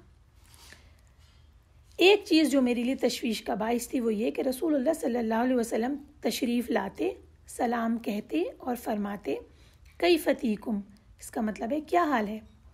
اس سے مجھے شک گزرتا، لیکن مجھے اس شر کے بارے میں کچھ معلوم نہ تھا کہ جو لوگوں نے پھیلا رکھا تھا، حتیٰ کہ جب بیماری سے صحتیاب ہونے کے بعد میں ایک رات اپنی ضرورت پوری کرنے کے لیے باہر نکلی اور میرے ساتھ ام مستح تھیں۔ ام مستح ان کی رشتہ دار تھیں، تو ام مستح کے بیٹے کا نام مستح بن اثاثہ تھا۔ جب میں فارغ ہو گئی اور ہم دونوں واپس آنے لگے تو وہ اپنی چادر کی وجہ سے پھسل گئیں اور کہنے لگیں مستح کا برا ہو۔ میں نے یہ الفاظ سننے کے بعد ان سے کہا کہ آپ نے بہت بری بات کی ہے کہ ایک ایسے شخص کو گالی دی ہے جسے غزوہ بدر میں شرکت کی سعادت حاصل ہوئی۔ انہوں نے جواب دیا، اے لڑکی، تم نے نہیں سنا کہ جو اس نے کہا ہے؟ میں نے کہا کہ اس نے کیا کہا؟ تو اس کے بعد انہوں نے مجھے ساری بات بتائی۔ یہ بات سن کر میری بیماری میں پھر اضافہ ہو گیا۔ اس کے بعد جب میں گھر آئی تو رسول اللہ صلی اللہ علیہ وسلم تشریف لائے۔ اسی طرح آپ نے سلام کیا اور فرمایا، کیف تیکم، کیا حال ہے؟ پھر میں نے عرض کی کہ اجازت ہو تو میں اپنے والدین کے گھر چلی جاؤں۔ رسول اللہ صلی اللہ علیہ وسلم نے مجھے اجازت عطا فرما دی۔ اس کے بعد کہتی ہیں کہ میں اپنے والدین کے گھر چلی گئی، اپنی والدہ سے بات کی، اور پھر کہتی ہیں کہ صبح تک اس رات میں روتی ہی رہی، نہ آنسو رکتے تھے نہ نیند آتی تھی۔ صبح ہوئی تو میں پھر بھی روتی ہی رہی، اور اس عرصے میں وحی بھی رکی ہوئی تھی۔ یہاں اس وقت صورتحال یہ ہے، باہر صورتحال یہ تھی کہ ایک روز رسول اللہ صلی اللہ علیہ وسلم منبر پر کھڑے ہوئے۔ کھڑے ہونے کے بعد رسول اللہ صلی اللہ علیہ وسلم فرمانے لگے، ترجمہ دے رہی ہوں، اے مسلمانوں کی جماعت، کون ہے جو مجھے اس شخص کے شر سے نجات دے جس کی ایذا رسانی میرے گھر والوں تک پہنچ چکی ہے؟ اللہ کی قسم، میں نے اپنی بیوی میں خیر اور بھلائی ہی دیکھی ہے، اور انہوں نے ایک ایسے شخص کا نام لیا ہے جس کے بارے میں یہ جانتا ہوں کہ وہ بہت بھلا اور نیک آدمی ہے۔ وہ میرے گھر میں جب بھی آیا تو میرے ساتھ ہی آیا ہے۔ یہاں یہ الفاظ ختم ہوئے۔ رسول اللہ صلی اللہ علیہ وسلم نے جب یہ ارشاد فرمایا تو سعد بن معاذ جو کہ انصاری صحابی تھے وہ کھڑے ہوئے اور انہوں نے عرض کیا کہ اللہ کے رسول، اس شخص کے شر سے میں آپ کو بچاتا ہوں۔ اگر اس کا تعلق اوس سے ہے تو ہم اس کی گردن اڑا دیتے ہیں، اور اگر اس کا تعلق ہمارے خزرج کے بھائیوں سے ہے تو پھر آپ جو حکم دیں ہم آپ کے فرمان کی اطاعت کریں گے۔ یہ سن کر خزرج کے سعد بن عبادہ کھڑے ہوئے۔ وہ ایک نیک انسان تھے، لیکن اس وقت وہ خاندانی جو جوش تھا وہ ان کے اندر آ گیا، اور انہوں نے کہا، معاذ سے کہا، اللہ کی قسم تم اسے قتل نہیں کر سکتے اور نہ تمہیں اسے قتل کرنے کی طاقت ہے۔ اب ان کو بچانے کے لیے یا ان کے ساتھ کھڑے ہونے کے لیے، سعد بن معاذ کے ساتھ کھڑے ہونے کے لیے اسید بن حضیر وہ بھی کھڑے ہو گئے، اور انہوں نے کہنا شروع کر دیا، تم جھوٹ کہتے ہو، اللہ کی قسم ہم اسے ضرور قتل کر سکتے ہیں، تم بھی منافق ہو اور تم ایک منافق کی طرف سے جھگڑتے ہو۔ اب اس طرح ہوا کہ اوس اور خزرج کے دونوں خاندان آپس میں لڑائی کی نوبت پہنچنے لگی، بھڑک اٹھے وہ، جبکہ اس وقت رسول اللہ صلی اللہ علیہ وسلم ابھی تک منبر پر بیٹھے ہی ہوئے تھے۔ رسول پاک صلی اللہ علیہ وسلم انہیں خاموش کرا رہے تھے۔ پھر یہ ہوا کہ وہ لوگ خاموش ہو گئے، اور اس کے بعد رسول اللہ صلی اللہ علیہ وسلم بھی خاموش ہو گئے اور منبر سے اتر آئے۔ اس کے بعد پھر حضرت عائشہ کا بیان شروع ہوتا ہے کہ حضرت عائشہ بیان کرتی ہیں کہ یہ سارا دن میں نے روتے ہوئے گزارا، نہ میرے آنسو رکتے تھے، نہ مجھے نیند آتی تھی، رات کو بھی روتی رہتی تھی اور نیند نہ آتی تھی۔ میرے والدین یہ خیال کرنے لگے کہ اس قدر کثرت سے رونے کی وجہ سے میرا جگر پھٹ جائے گا۔ ایک روز میرے والدین میرے پاس بیٹھے ہوئے تھے اور میں رو رہی تھی، اور 1 ماہ کا عرصہ گزر چکا تھا، لیکن رسول اللہ صلی اللہ علیہ وسلم پر اس بارے میں کوئی وحی نازل نہیں ہوئی تھی۔ پھر کہتی ہیں کہ رسول اللہ صلی اللہ علیہ وسلم تشریف لے کر آئے۔ رسول اللہ صلی اللہ علیہ وسلم بیٹھے، آپ نے کلمہ شہادت پڑھا اور فرمایا، ترجمہ، اما بعد، اے عائشہ، مجھے تمہارے بارے میں یہ بات پہنچی ہے، اگر تو بری ہے تو اللہ تعالیٰ تجھے بری قرار دے دے گا، اور اگر تجھ سے گناہ سرزد ہو گیا ہے تو اللہ تعالیٰ کے حضور توبہ و استغفار کرو۔ بلا شبہ بندہ جب گناہ کا اعتراف کر لے اور پھر توبہ کر لے تو اللہ تعالیٰ اس کی توبہ قبول فرماتا ہے۔ یہ حدیث کے الفاظ ختم ہوتے ہیں۔ اب ہم آپ کو پہلے ہی بتا دیں کہ لفظ بری کا مطلب کیا ہے۔ بری ہونا یعنی جو الزام لگایا گیا ہے وہ جھوٹا الزام ہے، اور حضرت عائشہ رضی اللہ تعالیٰ عنہ اس الزام سے بری ہیں، یہ مطلب ہے اس کا۔ اب ہم آگے چلتے ہیں اور دیکھتے ہیں کہ حضرت عائشہ پھر کیا بیان فرماتی ہیں۔ حضرت عائشہ رضی اللہ تعالیٰ عنہ بیان کرتی ہیں کہ جب رسول اللہ صلی اللہ علیہ وسلم نے اپنی بات مکمل فرما لی تو میرے آنسو رک گئے، حتیٰ کہ میں آنسوؤں کا ایک قطرہ بھی محسوس نہیں کرتی تھی۔ میں نے اپنے والد سے کہا کہ میری طرف سے رسول اللہ صلی اللہ علیہ وسلم کو اس بات کا جواب دیجیے۔ انہوں نے فرمایا، واللہ مجھے نہیں معلوم کہ میں رسول اللہ صلی اللہ علیہ وسلم کی خدمت میں کیا عرض کروں۔ میں نے اپنی والدہ سے کہا کہ آپ میری طرف سے رسول اللہ صلی اللہ علیہ وسلم کو جواب دیں۔ تو انہوں نے بھی یہی فرمایا کہ اللہ کی قسم مجھے نہیں معلوم کہ میں رسول اللہ صلی اللہ علیہ وسلم کو کیا جواب دوں۔ حضرت عائشہ بیان کرتی ہیں کہ میں اس وقت کم عمر لڑکی تھی، قرآن مجید بھی زیادہ نہیں پڑھتی تھی۔ میں نے جواب دیا، اللہ کی قسم بے شک مجھے یہ معلوم ہو گیا ہے کہ تم لوگوں نے اس بات کو سنا ہے اور یہ تمہارے دلوں میں بیٹھ گئی ہے اور تم نے اسے سچا سمجھ لیا ہے۔ اگر میں تم لوگوں سے یہ کہوں کہ میں بری ہوں اور میرا اللہ جانتا ہے کہ میں بری ہوں تو تم لوگ میری بات کو سچ نہیں مانو گے، اور اگر میں اس بات کا اعتراف کر لوں اور اللہ جانتا ہے کہ میں اس سے بری ہوں پھر تم لوگ میری بات کو مان لو گے، تصدیق کر دو گے۔ اللہ کی قسم بلا شبہ میں اپنی اور تمہاری مثال اس طرح پاتی ہوں جس طرح یوسف علیہ السلام کے والد نے کہا تھا، فصبر جمیل واللہ المستعان علی ما تصفون۔ ترجمہ، لہٰذا صبر ہی بہتر ہے اور جو تم بیان کرتے ہو اس کے بارے میں اللہ ہی سے مدد مطلوب ہے۔ یہاں تک کہنے کے بعد حضرت عائشہ بیان کرتی ہیں کہ میں پھر اٹھ کھڑی ہوئی اور جا کر اپنے بستر پر لیٹ گئی، اور اللہ کی قسم اس وقت میں یہ جانتی تھی کہ میں بری ہوں اور اللہ تعالیٰ مجھے ضرور بری قرار دے دے گا، لیکن اللہ کی قسم مجھے یہ گمان نہ تھا کہ اللہ تعالیٰ میری شان میں وہی نازل فرما دیں گے جس کی تلاوت کی جائے گی۔ میں اپنے آپ کو اس سے بہت کم تر سمجھتی تھی کہ اللہ تعالیٰ میرے بارے میں ایسا کلام نازل فرما دیں جس کی تلاوت کی جائے گی۔ ہاں، مجھے یہ امید تھی کہ رسول اللہ صلی اللہ علیہ وسلم کوئی ایسا خواب دیکھ لیں گے جس میں اللہ تعالیٰ مجھے بری قرار دے دیں گے۔ اللہ کی قسم رسول اللہ صلی اللہ علیہ وسلم ابھی تک اس مجلس میں بیٹھے ہی ہوئے تھے اور گھر کے افراد میں سے کوئی شخص بھی ابھی تک باہر نہیں گیا تھا۔ اسی وقت اللہ تعالیٰ نے اپنے نبی پر وحی نازل فرما دی۔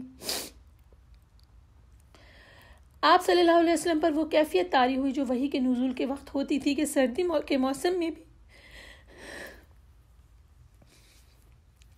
جبین مبارک سے موتیوں کی طرح پسینے کے قطرے گرنے لگتے تھے، اور یہ اس بھاری قول کے باعث ہوتا تھا جو آپ پر نازل کیا جاتا تھا۔ جب یہ کیفیت ختم ہوئی تو رسول اللہ صلی اللہ علیہ وسلم مسکرانے لگے اور پہلا جملہ آپ نے یہ فرمایا، اے عائشہ خوش ہو جاؤ، اللہ نے تجھے بری قرار دے دیا ہے۔ میری ماں نے کہا اٹھو اور آپ صلی اللہ علیہ وسلم کے سامنے کھڑی ہو جاؤ۔ میں نے کہا اللہ کی قسم میں رسول اللہ صلی اللہ علیہ وسلم کے سامنے کھڑی نہیں ہوں گی اور اللہ عز و جل کے سوا کسی اور کا شکر ادا نہیں کروں گی کہ اسی ذات پاک نے میری براءت نازل فرمائی ہے۔ اس کے بعد یہ بات بتاتے ہیں کہ حضرت ابوبکر رضی اللہ تعالیٰ عنہ یہ جو مستح تھے ان پر اپنا مال خرچ کیا کرتے تھے۔ وہ مستح آپ کے رشتہ دار تھے اور وہ مسکین بھی تھے۔ کہتی ہیں حضرت عائشہ کی میری برات میں ان آیات کے نزول کے بعد ابو بکر رضی اللہ تعالیٰ عنہ نے کہا کہ مستح نے بھی عائشہ کے بارے میں یہ بات کہی تھی، اس لیے اللہ کی قسم اب میں اس پہ کبھی خرچ نہیں کروں گا۔ جب حضرت ابو بکر نے یہ کہا تو اللہ تعالیٰ نے یہ آیت نازل فرما دی جس کا ترجمہ ہم نے پڑھا، اور جو لوگ تم میں صاحب فضل و صاحب وسعت ہیں وہ اس بات کی قسم نہ کھائیں کہ رشتہ داروں اور محتاجوں اور اللہ کی راہ میں ہجرت کرنے والوں کو کچھ خرچ نہیں دیں گے اور وہ معاف کر دیں اور درگزر کریں۔ کیا تم یہ پسند نہیں کرتے کہ اللہ تم کو معاف کر دے؟ اور اللہ بہت معاف کرنے والا، نہایت رحم فرمانے والا ہے۔ آیت کا ترجمہ یہاں ختم ہوا۔ یہ آیت سن کر حضرت ابوبکر نے فرمایا اللہ کی قسم میں اس بات کو پسند کرتا ہوں کہ اللہ تعالیٰ مجھے معاف کر دے۔ تو انہوں نے مستح کو اسی طرح خرچ دینا شروع کر دیا جس طرح پہلے دیا کرتے تھے، اور فرمایا اللہ کی قسم میں اسے کبھی بھی بند نہیں کروں گا۔ اور اس کے آگے جو بات آئی، یہاں پہ حضرت عائشہ کا بیان ختم ہوتا ہے، اس میں آگے یہ بات آئی کہ ان میں سے ہر شخص کے لیے اتنا ہی گناہ جتنا اس نے کمایا، یعنی کہ ہر اس شخص کے لیے جس نے اس معاملے میں گفتگو کی اور حضرت عائشہ پر الزام لگایا اسے اسی کے مناسبت سے عذاب ہوگا۔ اور جس نے اس میں سب سے بڑا بوجھ اٹھایا وہ کون ہے؟ وہ بتاتے ہیں کہ یہ وہ شخص ہے عبداللہ بن ابی بن سلول۔ اللہ تعالیٰ اسے ذلیل و رسوا کرے اور اس پر لعنت فرمائے۔ یہاں یہ واقعہ ختم ہوتا ہے۔ آئیے دیکھیں کہ اللہ تعالیٰ نے بار بار اس واقعے کو مومنین کے لیے رحمت قرار دیا، اپنا فضل قرار دیا۔ آئیے دیکھیں کہ اس واقعے میں کیا کیا عبرت کی نشانیاں ہیں۔ واقعہ سننے ہی سے اندازہ ہوتا ہے کہ یہ پورا واقعہ جو 1 مہینے تک یہ گزرتا رہا کس قدر ایموشنل، کس قدر ٹچنگ یہ پورا بیان حضرت عائشہ کا ہے، کتنی انٹینس سچویشن پیدا ہو گئی اس وقت مسلمانوں میں، اور اللہ تعالیٰ اسے اپنا فضل قرار دے رہے ہیں. اللہ تعالیٰ کہہ رہے ہیں کہ اسے اپنے حق میں شر نہ سمجھو، بل ہوا خیر لکم، تمہارے لیے خیر ہے. دیکھتے ہیں کہ یہ خیر کیسے ثابت ہوا. اس میں یہ بات لکھی ہوئی ہے کہ پچھلے ابھی ہم رکوع میں یہ پڑھتے آ رہے ہیں کہ زنا کا اور فعل اس کی کتنی سخت سزا ہے، قذف یعنی کہ الزام لگانے کی کیا سزا ہے، اور لعان میاں بیوی کے درمیان جو ہے اس کے احکام بیان ہو گئے. ان تمام کو بیان کر کے اللہ تعالیٰ نے اسی حقیقت کے اوپر تنبیہ کی ہے کہ کوئی شخص بھی زنا کا الزام، اس کا معاملہ تفریحی مشغلہ نہ بنائے، محفل کو سجانے کے لیے ایسی باتیں نہ کریں. یہ انتہائی سنگین بات ہے. الزام لگانے والے کا الزام اگر سچا ہے تو اسے گواہی لے کر آنی ہے، گواہ لے کے آنے، اور اگر یہ الزام سچا ہے اور گواہ بھی مل جاتے ہیں تو اس کے بعد دونوں کو سخت ہولناک سزا دی جائے گی. اگر یہ الزام جھوٹا ہے تو الزام لگانے والا اس لائق ہے کہ اس کو 80 کوڑے مارے جائیں گے تاکہ کوئی آئندہ سے جرأت نہ کرے. اور اگر شوہر یہ الزام لگائے تو عدالت میں لعان کر کے اسے معاملہ صاف کرنا ہوگا، اسی طرح بیوی کو بھی. لہٰذا اس بات کو زبان سے نکال کر کوئی شخص بھی خیریت سے بیٹھا نہیں رہ سکتا. اب یہ جو کچھ ہوا حضرت عائشہ رضی اللہ تعالیٰ عنہ کے ساتھ، اللہ تعالیٰ نے فرما دیا ہے اس میں یہ بات کہ خیر ہے. تو اب اس میں ایک بات یہ آ رہی ہے کہ منافقین نے اپنی دانش میں تو بڑے زور کا وار کیا تھا کہ مسلمانوں کی جو اخلاقی برتری تھی اس کو گرانے کے لیے، لیکن اللہ تعالیٰ نے یہ انہی کے اوپر الٹا پڑ گیا. اللہ تعالیٰ نے مومنین کے لیے اسے مفید ثابت کر دیا. کیسے؟ اس موقع پر ایک طرف رسول اللہ صلی اللہ علیہ وسلم نے، اور دوسری طرف حضرت ابوبکر اور ان کے خاندان والوں نے، اور تیسری طرف تمام مومنین نے جو طریقہ اختیار کیا، جو ریاکشن دیا، اس سے یہ بات واضح ہو گئی کہ یہ لوگ کس قدر پاک ہیں، کتنا ان میں ضبط اور تحمل ہے، کتنی یہ لوگ انصاف پسند ہیں، اور کتنے کریم النفس ہیں کہ اس سب کے باوجود حضرت ابوبکر نے ان کی مالی معاونت روکی نہیں جنہوں نے الزام لگایا تھا. نبی کریم صلی اللہ علیہ وسلم اگر ایک اشارہ بھی کرتے اس وقت، ان کے گھر پر الزام لگا، رسول اللہ صلی اللہ علیہ وسلم کی پاک بی بی پر الزام لگا، اگر وہ ایک اشارہ بھی کرتے تو ان لوگوں کی، ان منافقین کی گردنیں اڑا دینے کے لیے وہ اشارہ کافی تھا. مگر پورا مہینہ رسول اللہ صلی اللہ علیہ وسلم ان باتوں کو برداشت کرتے رہے. جب اللہ کا حکم آیا تو اس کے بعد 3 مومنین کو حد لگی تھی، یعنی کوڑے لگے تھے. اور اس کے بعد جو حضرت ابوبکر کے رشتہ دار تھے جن کی انہوں نے پہلے روک لی تھی معاملت، وہ بھی انہوں نے دوبارہ شروع کر دی تھی. ازواج مطہرات میں سے کسی نے بھی حضرت عائشہ کے خلاف ایک لفظ نہیں بولا، یہاں تک کہ حضرت زینب کی جو سگی بہن تھی حمنہ بنت جہش، انہوں نے بھی الزام لگانے والوں میں وہ شامل تھیں. لیکن حضرت زینب سے جب پوچھا گیا حضرت عائشہ کے بارے میں تو وہ کہتی ہیں، یا رسول اللہ، اللہ کی قسم میں اس کے اندر بھلائی کے سوا اور کچھ نہیں جانتی. اسی طرح حضرت عائشہ رضی اللہ تعالیٰ عنہ بعد میں حضرت حسان بن ثابت جو کہ اس واقعے میں ملوث تھے، لیکن کبھی بھی حضرت عائشہ نے ان کا نام برے الفاظ میں نہیں لیا، بلکہ کہتی نہیں کہ یہ وہ شخص ہے جو دشمن اسلام شعراء کو رسول اللہ صلی اللہ علیہ وسلم اور اسلام کی طرف سے جواب دیا کرتا تھا. اسی طرح بعد میں حضرت حسان نے حضرت عائشہ کی تعریف میں اشعار کہے. پھر اس میں ایک خیر کا پہلو یہ بھی ہے کہ یہ بات سب کو کلیئر ہو گئی کہ رسول پاک صلی اللہ علیہ وسلم غیب کا علم نہیں جانتے، ورنہ وہ 1 مہینے تک پریشان کیوں رہتے. اور اگلا نقطہ اس میں یہ ہے کہ مومنین کو اللہ تعالیٰ تربیت ان کی کر رہے ہیں. اللہ تعالیٰ انہیں خود کہہ رہے ہیں کہ کیوں نہ اسے سنتے ہی تم نے یہ کہہ دیا کہ ہمیں ایسی بات زبان سے نکالنا زیب نہیں دیتا. سبحان اللہ، یہ تو بہتان عظیم ہے. اس میں کیا تربیت ہم سب کی ہو رہی ہے؟ ان آیات سے یہ تربیت ہو رہی ہے کہ معاشرے میں تمام معاملات کو اچھے گمان کی بنیاد پہ دیکھنا چاہیے، اچھا حسن ظن ہونا چاہیے. اگر اصول یہ ہے کہ ہر شخص بے گناہ ہے جب تک کہ اس کے مجرم ہونے یا اس پر جرم کا شبہ کرنے کے لیے کوئی معقول وجہ ہو، جب تک مجرم ہونا ثابت نہ ہو جائے یا جب تک کوئی معقول وجہ نہ ہو جس کی وجہ سے اسے مجرم کہا جا سکے، ہر کوئی بے گناہ ہوگا. اور ہر شخص اپنی بات میں سچا مانا جائے گا جب تک کہ دلیل نہ مل جائے کہ یہ جھوٹ بول رہا ہے. اچھا، جو اس آیت میں کہا گیا کہ تم لوگوں نے اسے سنا تھا، اسی وقت کیوں نہ مومن مرد اور عورتوں نے اپنے سے نیک گمان کیا؟ اس بارے میں جیسا کہ حضرت ابو ایوب الانصاری کا رویہ تھا، اس قرآن کی آیت کا وہ بہترین نمونہ ہے. کیا رویہ تھا ان کا؟ آئیے ہم دیکھتے ہیں. جب یہ ساری کی ساری باتیں چل رہی تھیں تو اس وقت حضرت ابو ایوب انصاری کی بیوی ان سے کہتی ہیں، صفا کا ذکر کرتی ہیں. تو اب ایوب انصاری کہتے ہیں، ایوب کی ماں، اگر تم عائشہ کی جگہ اس وقت ہوتی تو کیا تم ایسا کرتی؟ وہ جواب دیتی ہیں، اللہ کی قسم میں یہ حرکت ہرگز نہ کرتی. حضرت ابو ایوب انصاری کہتے ہیں، عائشہ تو تم سے بدرجہ بہتر ہے، اور میں کہتا ہوں کہ اگر صفوان کی جگہ میں ہوتا تو اس طرح کا خیال تک نہ کر سکتا تھا۔ صفوان تو مجھ سے اچھا مسلمان ہے۔ اور اس طرح جو منافقین چاہتے تھے کہ مسلمان آپس میں اللہ کے نبی کی بیوی سے بدگمان ہوں، پیارے نبی صلی اللہ علیہ وسلم کے گھر سے بدگمان ہوں، اس کا نتیجہ اس کے بالکل برعکس نکلا۔ اور کیا بات سامنے آئی کہ ان آیات کے نازل ہونے سے پہلے بھی مومنین نے اس بارے میں اپنی زبانوں کو بند رکھا، اور جب آیات نازل ہوئیں تو یہ بات بالکل کھل گئی کہ کون لوگ تھے جو یہ چاہتے تھے کہ مومنین میں یہ فحش پھیلے، یہ برائی پھیلے۔ اور اس کے بعد اللہ تعالیٰ نے خود سزا بتا دی کہ جو لوگ بے حیائی پھیلانے والے ہوتے ہیں ان کی کیا سزا ہے۔ لکھا ہوا ہے کہ فاحشتن، اس کے معنی بے حیائی کے ہیں، اور قرآن نے زنا کو، بدکاری کو فاحشہ قرار دیا ہے۔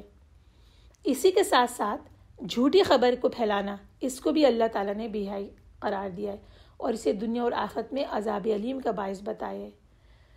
اس سے یہ پتہ چلتا ہے کہ بے حیائی کی ایک جھوٹی خبر کی اشاعت کرنا، اس کو پھیلانا کتنا بڑا جرم ہے۔ تو اب یہ دیکھیے کہ جو شخص دن رات معاشرے میں جھوٹی خبر پھیلا رہا ہو، آج کل کے معاشرے کا حال دیکھیے، اور گھر گھر پھیلا رہا ہو بے حیائی بھی، فحاشی بھی اور جھوٹی خبریں بھی، تو اللہ تعالیٰ کے یہاں وہ لوگ کتنے بڑے مجرم ہوں گے۔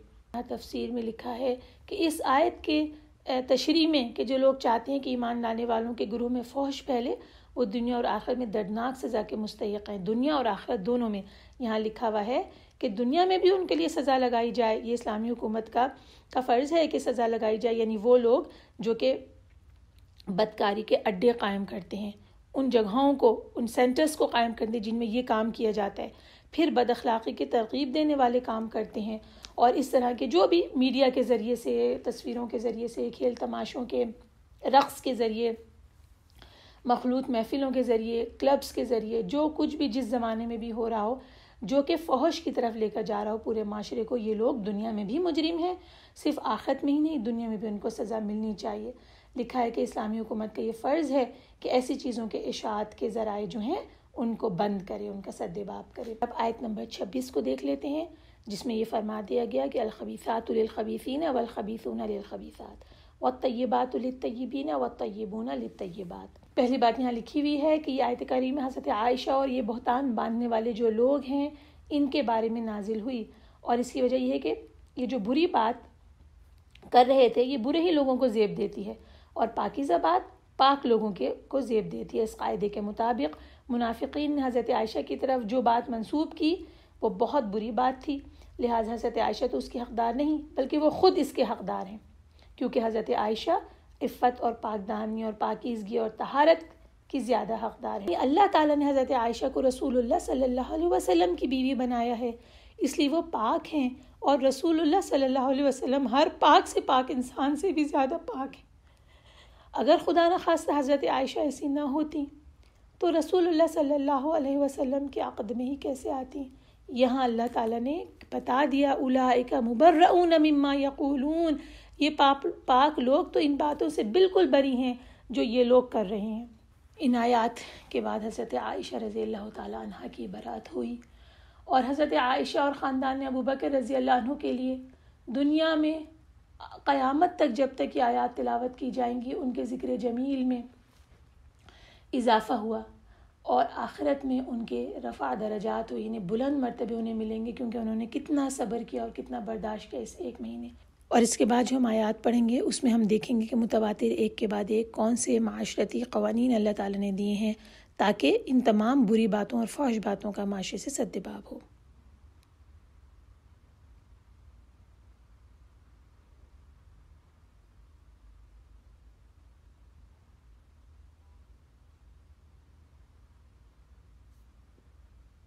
نمبر 27 سے 29 تک۔ اے ایمان والو، اپنے گھروں کے سوا اور گھروں میں داخل نہ ہوا کرو حتیٰ کہ تم اجازت لے لو، اور ان گھر والوں کو سلام کرو، یہ تمہارے لیے بہت بہتر ہے تاکہ تم نصیحت حاصل کرو۔ پھر اگر تم ان میں سے کسی کو نہ پاؤ تو ان میں داخل نہ ہو حتیٰ کہ تمہیں اجازت دے دی جائے، اور اگر تم سے کہا جائے کہ لوٹ جاؤ تو لوٹ جاؤ، یہ تمہارے لیے بہت پاکیزہ عمل ہے، اور جو تم عمل کرتے ہو اللہ اسے خوب جانتا ہے۔ تم پر کوئی گناہ نہیں کہ تم ان گھروں میں داخل ہو جہاں کوئی رہتا نہ ہو اور ان میں تمہارے فائدے کی کوئی چیز ہو، اور اللہ جانتا ہے جو تم ظاہر کرتے ہو اور جو تم چھپاتے ہو۔ آیات میں یہ حکم بیان ہوا کہ کسی کے گھر میں داخل ہونے کے کیا آداب ہیں۔ استئناسن کے معنی ہیں معلوم کرنا، یعنی جب تک تمہیں یہ معلوم نہ ہو جائے کہ اندر کون ہے اور اس نے تمہیں اندر داخل ہونے کی اجازت دی، اس وقت تک اجازت نہ دی ہو، اس وقت تک داخل نہ ہو۔ جاہلیت میں اہل عرب کا طریقہ یہ تھا کہ وہ لوگوں کے گھروں میں بلا تکلف گھس جایا کرتے تھے۔ اللہ تعالیٰ نے اب ان آیات میں جو ہم دیکھیں گے تو اس میں تخلیق یعنی پرائیویسی کے رولز دیے ہمیں۔ اس میں پہلی بات یہ بتائی گئی ہے کہ کوئی شخص کسی کے گھر میں بغیر اجازت کے داخل نہ ہو، ایک پورا قاعدہ دے دی گیا۔ اس قاعدے کے تحت بہت سارے نکات آتے ہیں۔ اس میں پہلا نکتہ یہاں یہ لکھا ہوا ہے کہ نہ صرف داخل ہونا بلکہ نگاہ کو داخل کرنا بھی منع کر دیا گیا۔ حدیث کے الفاظ ہیں، اگر کوئی شخص تیرے گھر میں جھانکے اور تو ایک کنکری مار کر اس کی آنکھ پھوڑ دے تو کچھ گناہ نہیں۔ تو یہاں پہلی بات یہ پتہ چلی کہ بلا اجازت گھسانا، بلا اجازت اپنی نگاہ ڈالنا، یہ دونوں منع کر دیا گیا۔ اس کے بعد کہا کہ فقہا نے نگاہ کے حکم میں سماعت کو بھی شامل کیا، یعنی سننا، کسی کے گھر کی بات بلا اجازت سننا، یہ بھی داخل ہونے ہی کی طرح یہ بھی ممنوع ہے کہ یعنی کہ کسی کے گھر کے اتنے قریب نہ جا کے کھڑا ہو اور کان نہ لگائے کہ اندر کی باتیں اور آواز سن سکے۔ تیسری بات یہاں یہ دی گئی کہ یہ اجازت لینے کا حکم صرف دوسروں کے گھروں کے لیے نہیں ہے بلکہ خود اپنے گھروں میں بھی اعلان کر کے جانے کی ضرورت ہے۔ ایک شخص نے نبی پاک صلی اللہ علیہ وسلم سے پوچھا کہ کیا میں اپنی ماں کے پاس جاتے وقت بھی اجازت طلب کروں؟ تو آپ نے فرمایا کہ ہاں۔ تو اس نے کہا میرے سوا ان کی خدمت کرنے والا اور کوئی نہیں ہے، کیا ہر بار جب میں ان کے پاس جاؤں تو اجازت مانگوں؟ تو رسول پاک صلی اللہ علیہ وسلم نے فرمایا، ترجمہ، کیا تو پسند کرتا ہے کہ اپنی ماں کو برہنہ دیکھے؟ تو یہ قاعدہ مقرر ہوا کہ جب کسی کے گھر میں جائیں سب سے پہلے اجازت طلب کریں۔ یہ اجازت کتنی بار طلب کی جائے گی ابھی آگے ہم دیکھتے ہیں۔ اس میں اجازت طلب کرنے والوں کو چاہیے کہ وہ دروازے کے بالکل سامنے کھڑے نہ ہو بلکہ دائیں یا بائیں جانب کھڑا ہو۔ رسول پاک صلی اللہ علیہ وسلم جب بھی کسی کے گھر تشریف لے جاتے تھے تو آپ دروازے کے بالکل سامنے کھڑے نہیں ہوتے تھے بلکہ دائیں یا بائیں یعنی لیفٹ یا رائٹ جانب کھڑے ہوتے تھے اور پھر فرماتے السلام علیکم، السلام علیکم۔ تو ہمیں اب تک دو باتیں پتہ چلیں کہ اجازت طلب کرنا ضروری ہے اور دوسری بات یہ پتہ چلی کہ سلام کہنا ہے۔ اس کے بعد تیسری بات یہ کہ اجازت طلب کرنے میں بہت زیادہ اصرار نہیں کرنا ہے۔ 3 دفعہ اجازت طلب کرنی ہے۔ اگر 3 دفعہ اجازت کے بعد اجازت نہ ملے یا کوئی جواب نہ آئے یا انکار مل جائے تو واپس چلے جائے اور اس بات کو بالکل بھی برا نہ مانے۔ اور آخری بات ہمیں یہاں یہ پتہ چلی کہ کن گھروں میں داخل ہونے کی اجازت دے دی گئی ہے۔ ان گھروں میں داخل ہونے کی اجازت دے دی گئی ہے جو کہ لوگوں کے فائدے کی جگہ ہیں، مثلا ہوٹل، مہمان خانے، دکانیں جہاں مسافر رہتے ہیں، آ کے ٹھہرتے ہیں، اس طرح کی جو جگہیں ہیں جس زمانے میں جس نام سے بھی مشہور ہوں، لیکن وہ جگہیں جو کہ پرائیویٹ پلیسز ہوتی ہیں جن میں لوگوں کا آنا جانا ہوتا ہے، کسی ایک شخص کی ملکیت نہیں ہوتی، کسی ایک کی پرائیویسی کی جگہ نہیں ہوتی، وہاں جانے کے لیے اللہ تعالیٰ نے اجازت دے دی کہ ایسے گھروں میں داخل ہو جاؤ جو کسی کے رہنے کی جگہ نہ ہو یا جن میں تمہارے فائدے کی کوئی چیز ہو۔ اب آیات کے اگلے مجموعے کی طرف چلتے ہیں جو کہ 30 اور 31 ہے اور صرف 2 آیات ہیں لیکن طویل ہیں۔ بسم اللہ الرحمن الرحیم۔ اے نبی، آپ مومن مردوں سے کہہ دیجئے کہ وہ اپنی نظریں نیچی رکھیں اور اپنی شرمگاہوں کی حفاظت کریں، یہ ان کے لیے بہت پاکیزہ عمل ہے، جو کچھ وہ کرتے ہیں بلا شبہ اللہ سے خوب باخبر ہے۔ اور آپ مومن عورتوں سے کہہ دیجئے کہ وہ اپنی نظریں نیچی رکھیں اور اپنی شرمگاہوں کی حفاظت کریں اور اپنی زینت نہ کھولیں، مگر جو از خود اس میں سے ظاہر ہو جائے، اور اپنی اوڑھنیاں اپنے گریبانوں پر ڈالے رکھیں اور اپنا بناؤ سگار ظاہر نہ کریں، مگر اپنے خاوندوں پر یا اپنے باپ دادا پر یا اپنے خاوندوں کے باپ دادا پر یا اپنے بیٹوں پر یا اپنے شوہروں کے بیٹوں پر یا اپنے بھائیوں پر یا اپنے بھتیجوں پر یا اپنے بھانجوں پر یا اپنی مسلمان عورتوں پر یا اپنے دائیں ہاتھ کی ملکیت پر یا عورتوں سے رغبت نہ رکھنے والے نوکر چاکر مردوں پر یا ان لڑکوں پر جو عورتوں کی چھپی باتوں سے واقف نہ ہوں، اور وہ عورتیں اپنے پاؤں زمین پر مارتی ہوئی نہ چلا کریں کہ اپنی جو زینت انہوں نے چھپا رکھی ہے وہ لوگوں کو معلوم ہو جائے۔ اور اے مومنو، تم مجموعی طور پر اللہ سے توبہ کرو تاکہ تم فلاح پاؤ۔ ایک کے بعد ایک احکامات کو دیکھ لیتے ہیں۔ اس میں غض بصر پہلا حکم آ رہا ہے اور اس کے بعد حفظ الفروج دوسرا حکم آ رہا ہے۔ اس کے بعد عورتوں کے لیے اپنی زینت کا نہ اظہار کریں اور کن کن کے سامنے اظہار کریں، یہ تفصیل آ رہی ہے، اور پھر عورتوں کو پردے کا حکم آ رہا ہے. وَلْيَضْرِبْنَ بِخُمُرِهِنَّ عَلَىٰ جُيُوبِهِنَّ. ان میں سے ہم ہر ایک کو انشاءاللہ 1 بائی 1 دیکھ لیتے ہیں. سب سے پہلے غض بصر کا حکم آتا ہے. آئیے اس کو دیکھتے ہیں. غض کم کا میننگ ہے کم کرنا، پست کرنا، گھٹانا. غض بصر کا معنی ہے نگاہ کو پست کرنا، اور پست کا مطلب ہوتا ہے کہ اونچا نہ کرنا بلکہ نیچا کر لینا. اصطلاح شریعت میں حرام جگہوں، حرام مقامات پر سے نگاہ کو ہٹا لینا، نگاہ کو بچا لینا، نظر بھر کر نہ دیکھنا، نظر کو پھیر لینا، سب یہ اس کے معنی تفاسیر سے میں نے نکالے ہیں. وہ کون سی جگہ ہے جہاں سے غض بصر کرنا ہے؟ لکھا ہے کہ اصل میں الفاظ یغضوا من ابصارہم، غض کے معنی ہیں جیسے کہ ابھی بتایا کم کرنا، گھٹانا، نیچی کر لینا، اور یہ بھی معنی اس میں آ گئے کہ نگاہ بھر کے نہ دیکھنا یا نگاہوں کو بالکل آزاد نہ چھوڑ دینا. اب ہم دیکھتے ہیں کہ کون کون سی جگہ ہیں جہاں نگاہ کو ہٹا لینا ہے اور نگاہ بھر کے نہیں دیکھنا، یعنی کہ اس کو ٹکٹکی باندھ کے نہیں دیکھنا ہے. وہ ہے مردوں کا عورتوں کو دیکھنا، یا دوسرے لوگوں کے سطر پہ نگاہ ڈالنا، یا فحش مناظر پر نگاہ جمانا. اب یہاں لکھا ہے کہ اس حکم کی تشریح جو سنت سے ہمیں ملتی ہے اس میں کون کون سے پوائنٹس آتے ہیں یہ دیکھ لیتے ہیں. لکھا ہے کہ آدمی کے لیے یہ بات حلال نہیں کہ وہ اپنی بیوی یا اپنی محرم خواتین کے سوا کسی دوسری عورت کو نگاہ بھر کر دیکھے. ایک دفعہ اچانک نگاہ پڑ جائے تو معاف ہے، لیکن یہ معاف نہیں کہ پہلی نظر میں جہاں کوئی کشش محسوس ہو وہاں دوبارہ نظر دوڑائے اور اس کے بعد نظر ٹکائے. حدیث میں جو احکامات ملتے ہیں آئیے ان کو سنتے ہیں. حدیث رسول صلی اللہ علیہ وسلم کا ترجمہ آپ کے سامنے رکھ رہی ہوں. تم مجھے 6 چیزوں کی ضمانت دو، میں تمہیں جنت کی ضمانت دیتا ہوں.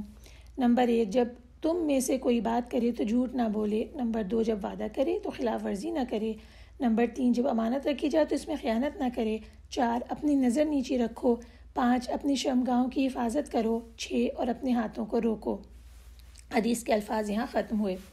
لکھا ہے کہ نظر چونکہ فساد قلب کا باعث بنتی ہے اور اللہ تعالیٰ نے جس طرح شرمگاہوں کی حفاظت کا حکم دیا ہے اسی طرح آنکھوں کی بھی حفاظت کا حکم دیا ہے، کیونکہ آنکھ شرمگاہوں کی حفاظت کا سبب بنتی ہے. مطلب اس کا کیا ہے کہ جب اپنی آنکھ کو پہلے ہی اسٹیج کے اوپر روک لیا جائے، نظر بچا لی جائے، نظر ہٹا لی جائے، تو پھر اس بات کا زیادہ امکان ہے کہ آگے وہ شخص اپنے پرائیویٹس کی حفاظت کر سکے گا.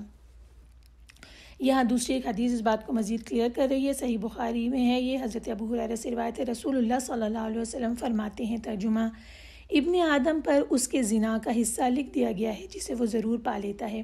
آنکھوں کا زنا دیکھنا ہے، زبان کا زنا گفتگو کرنا ہے، کانوں کا زنا سننا ہے، ہاتھوں کا زنا پکڑنا ہے، پاؤں کا زنا چلنا ہے، نفس تمنا اور خواہش کرتا ہے، اور شرمگاہ اس کی تصدیق یا تکذیب کرتی ہے. یہاں الفاظ ختم ہوئے.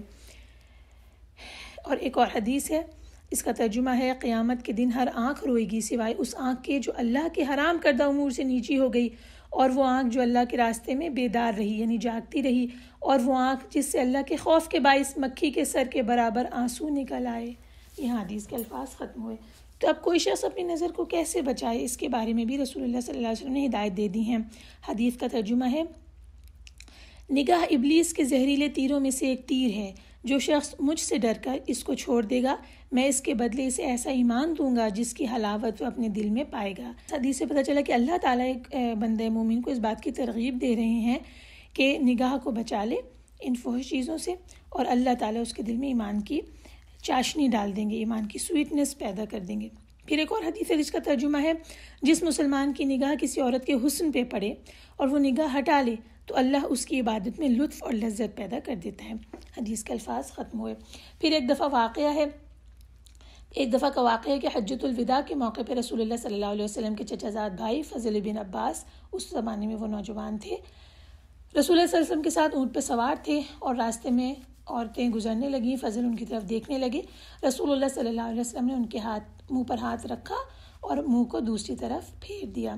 اچھا، غیر محرم عورت، غیر محرم مرد، ان سے نگاہ کو بچانا. اب اگلے پوائنٹ کی طرف آئیں کہ کسی کے سطر کو نہ دیکھنا. یہ مسلم میں حدیث ہے جس کے ترجمہ بیان کر رہی ہوں: کوئی مرد کسی مرد کے سطر کو نہ دیکھے اور کوئی عورت کسی عورت کے سطر کو نہ دیکھے.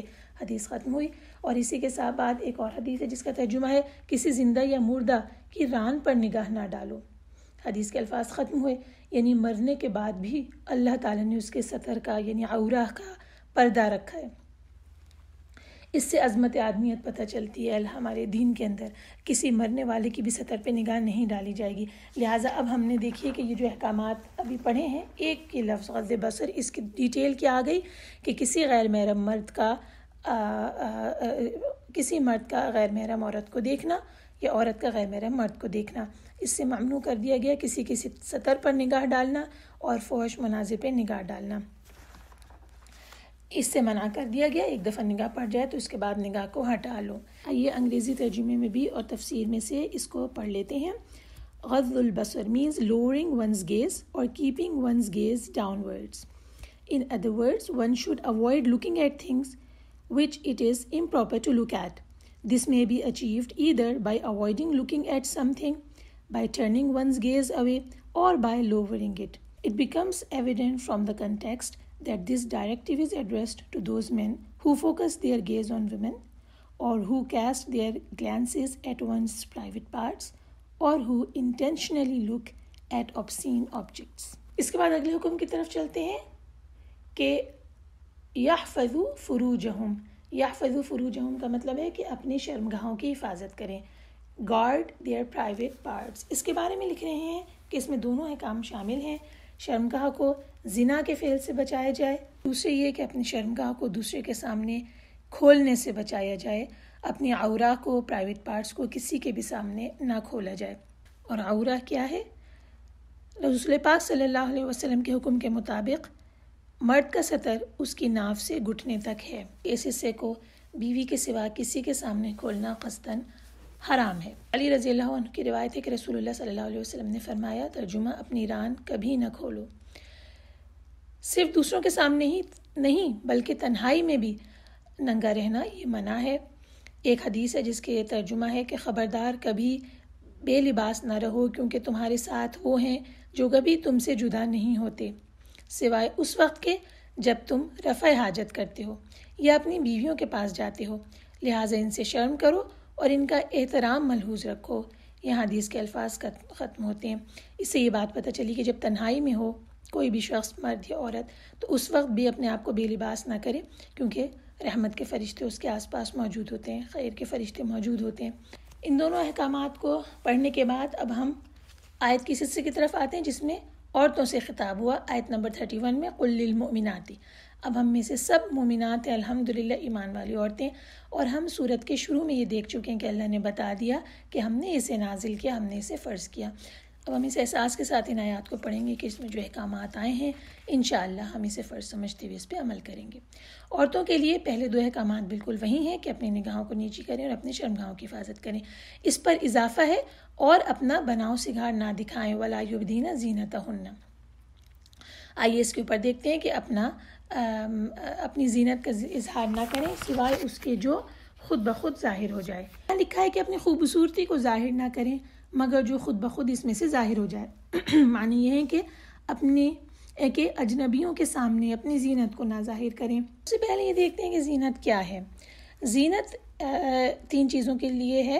خوشنما کپڑے بھی زینت ہیں جو زیور عورت پہنتی ہے، جو اپنے جن مقامات کے اوپر بھی زیور پہنتی ہے وہ تمام مقامات زینت ہیں، وہ زیور بھی زینت ہیں.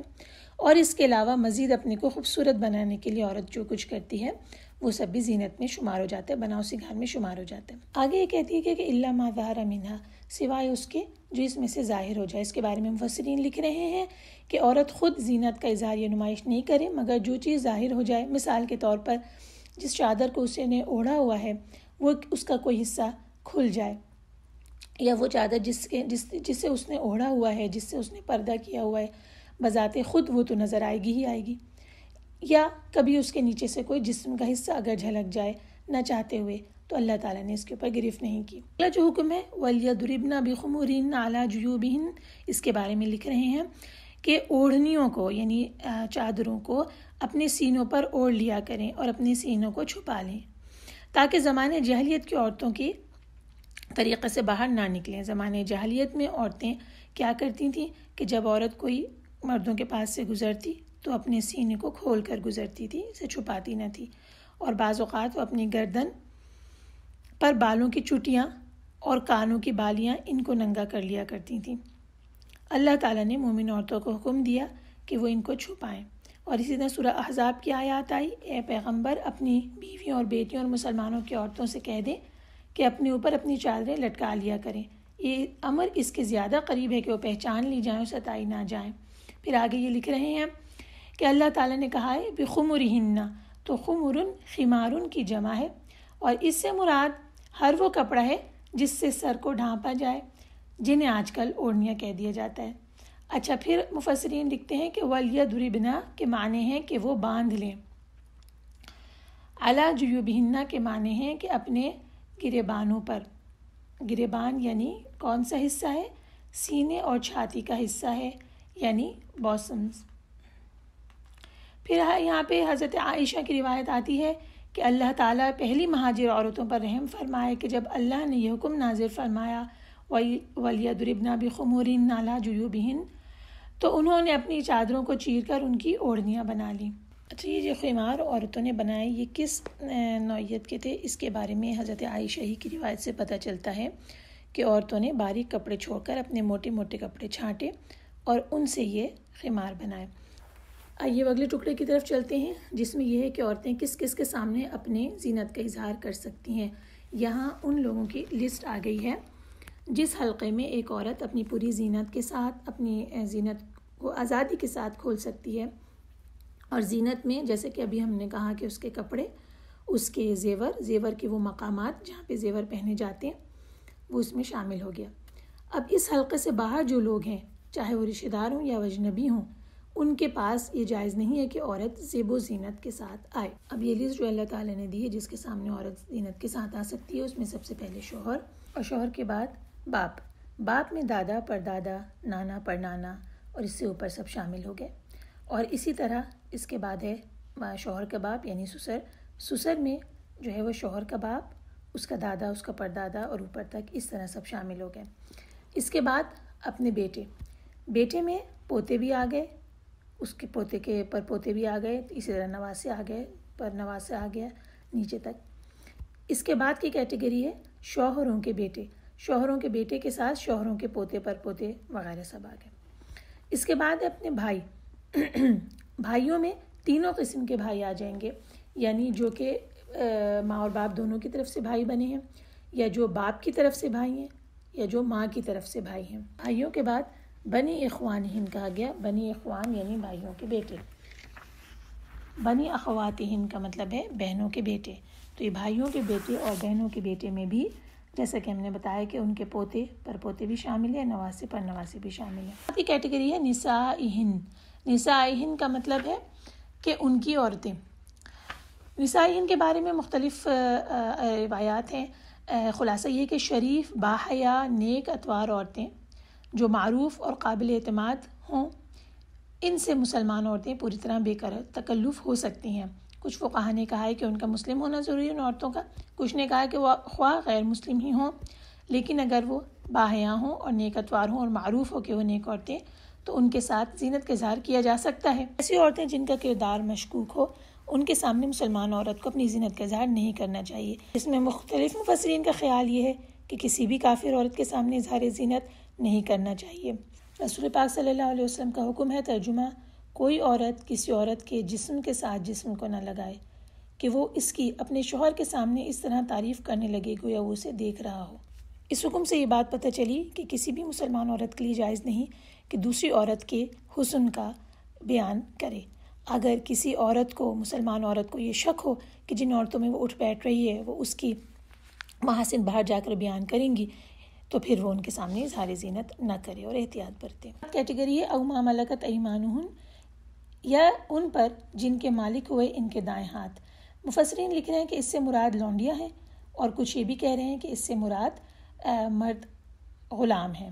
جو لوگ یہ کہہ رہے ہیں کہ اس سے مراد لونڈیاں ہیں، وہ کہتے ہیں کہ کسی عورت کے پاس، مسلمان عورت کے پاس مشرک لونڈیاں اگر ہوں تو وہ ان کے سامنے اظہار زینت کر سکتی ہے، اگرچہ کہ وہ مسلمان نہیں ہیں بلکہ مشرک ہیں۔ اگر وہ یہ کہہ رہے ہیں کہ اس میں غلام بھی شامل ہیں، وہ غلام جس کی کہ وہ عورت مالک ہے، اس کا محرم ہے، اس سے وہ پردہ نہیں کرے گی۔ لیکن جب کوئی عورت اپنے غلام کے ساتھ مکاتبت کر لے اور مکاتبت کا مال ادا کرنے کے لیے اس کے پاس اتنا پیسہ ہو غلام کے پاس، تو چاہیے کہ اس سے پردہ شروع کر دے۔ یہ بھی حدیث سے بات پتہ چلی۔ کہ آزاد اگر وہ ہو جائے گا تو پھر یہ اس سے دوبارہ پردہ کرے گی، یعنی وہ غیر محرم ہو جائے گا. جب تک وہ اس کی ملکیت میں ہے تب تک وہ محرم رہے گا. اس کے بعد جو کیٹیگری آتی ہے ان مردوں کی جو کہ کوئی خواہش نہیں رکھتے ہوں، تو اس کے بارے میں بہت ڈیٹیل ہے جو فقہاء نے بتائی ہے، لیکن اس کا خلاصہ یہ ہے کہ ایسا شخص جو کہ کسی خاندان کے ساتھ لگا ہوا ہے، گویا اسی خاندان کا ایک فرد بن گیا ہے، وہ گھر کی عورتوں کے اوپر کوئی نگاہ نہیں رکھتا، انہیں اس کی ہمت ہی کر سکتا ہو اور وہ روٹی کے لیے اس خاندان کے ساتھ لگا ہوا ہو، یا ایک ایسا شخص جو عقلی طور پر یا جسمانی طور پر ایسا ہو جو عورتوں کی طرف رغبت نہ رکھتا ہو. یہ کیٹیگری ان بچوں کی ہے جو بھی عورتوں کی پوشیدہ باتوں سے واقف نہ ہوئے ہوں. کے لیے عمر تو کوئی مقرر نہیں کی گئی، لیکن وہ بچے جو بالغ ہونے کے قریب ہوں اور عورتوں کی پردوں کی باتوں سے واقف ہونا شروع ہو گئے ہوں تو اس کے بعد سے ان کے ساتھ اظہار زینت منع ہو گیا. تو یہ وہ تمام لسٹ ہم نے ابھی دیکھی جس کے سامنے عورت آسانی کے ساتھ اپنے زینت کا اظہار کر سکتی ہے. اس کے بعد یہ حکم آیا کہ اپنے پاؤں زمین پہ مارتی ہوئی نہ چلا کریں، کہ اپنی جو زینت انہوں نے چھپا رکھی ہے اس کا لوگوں کو علم ہو جائے. وہ کون سی زینت ہے جو چھپا رکھی ہے، اس کے بارے میں بہت ڈیٹیل یہاں ملتی ہے کہ اس سے مطلب یہ ہے کہ جو زیور پہن رکھے ہیں وہ دوسروں کو ان کی آواز اٹریکٹ نہ کرے. اس کے علاوہ اس سے یہ اصول نکلا کہ وہ تمام چیزیں جو کسی کے حواس کو مشتعل کرنے والی ہوں، یعنی سیکشولی اپیل کرنے والی چیزیں ہوں، ان کے اظہار سے بھی عورت کو اللہ تعالیٰ نے منع فرما دیا. چنانچہ یہ ہے کہ عورتوں کو حکم دیا گیا کہ خوشبو لگا کر باہر نہ نکلیں. حضرت ابو ہریرہ کی روایت ہے کہ رسول اللہ صلی اللہ علیہ وسلم فرماتے ہیں اللہ کی بندیوں کو اللہ کی مسجدوں میں آنے سے منع نہ کرو مگر وہ خوشبو لگا کر نہ آئیں. حدیث یہاں ختم ہوئی. اسی طرح آپ نے یہ بھی ناپسند فرمایا تھا کہ عورتیں بلا ضرورت اپنی آواز مردوں کو سنائیں. ضرورت پڑنے پر بات کرنے کی اجازت قرآن نے دے دی ہے، لیکن بلا ضرورت اور ایسی آواز جس میں کہ اٹریکشن ہو، ایسی آواز سے منع کیا گیا. میں پہنے ہوا زیور یعنی پازیب، اس کی آواز، یا ہیل جو پہنی ہوئی ہے سینڈل کی، اس کی آواز زیور کی جھنکار ہی کی طرح ہوتی ہے، یہ بھی ممنوع ہے. پھر اس کے بعد یہ کہ گھنگرو جو پیروں میں پہنے جاتے ہیں یا ہاتھوں میں پہنے جاتے ہیں، یہ بھی چھپی ہوئی زینت میں آ گئے. اس سے ہم آگے بڑھتے ہیں. رسول پاک صلی اللہ علیہ وسلم نے عورتوں کو راستے کے درمیان سے چلنے سے منع کیا، جہاں بھیڑ ہو وہاں چلنے سے منع کیا تاکہ مردوں کے ساتھ اختلاط نہ ہو.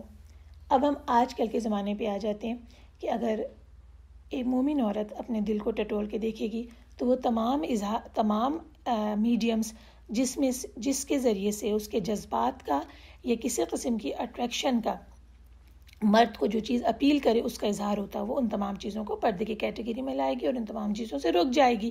اور اس میں زینت والا عبایا بھی شامل ہے کہ جو زینت اس نے چھپائی ہوئی تھی اگر وہی عبائے پہ لگا لی تو وہ تو اظہار زینت بن گیا. تو یہ بھی.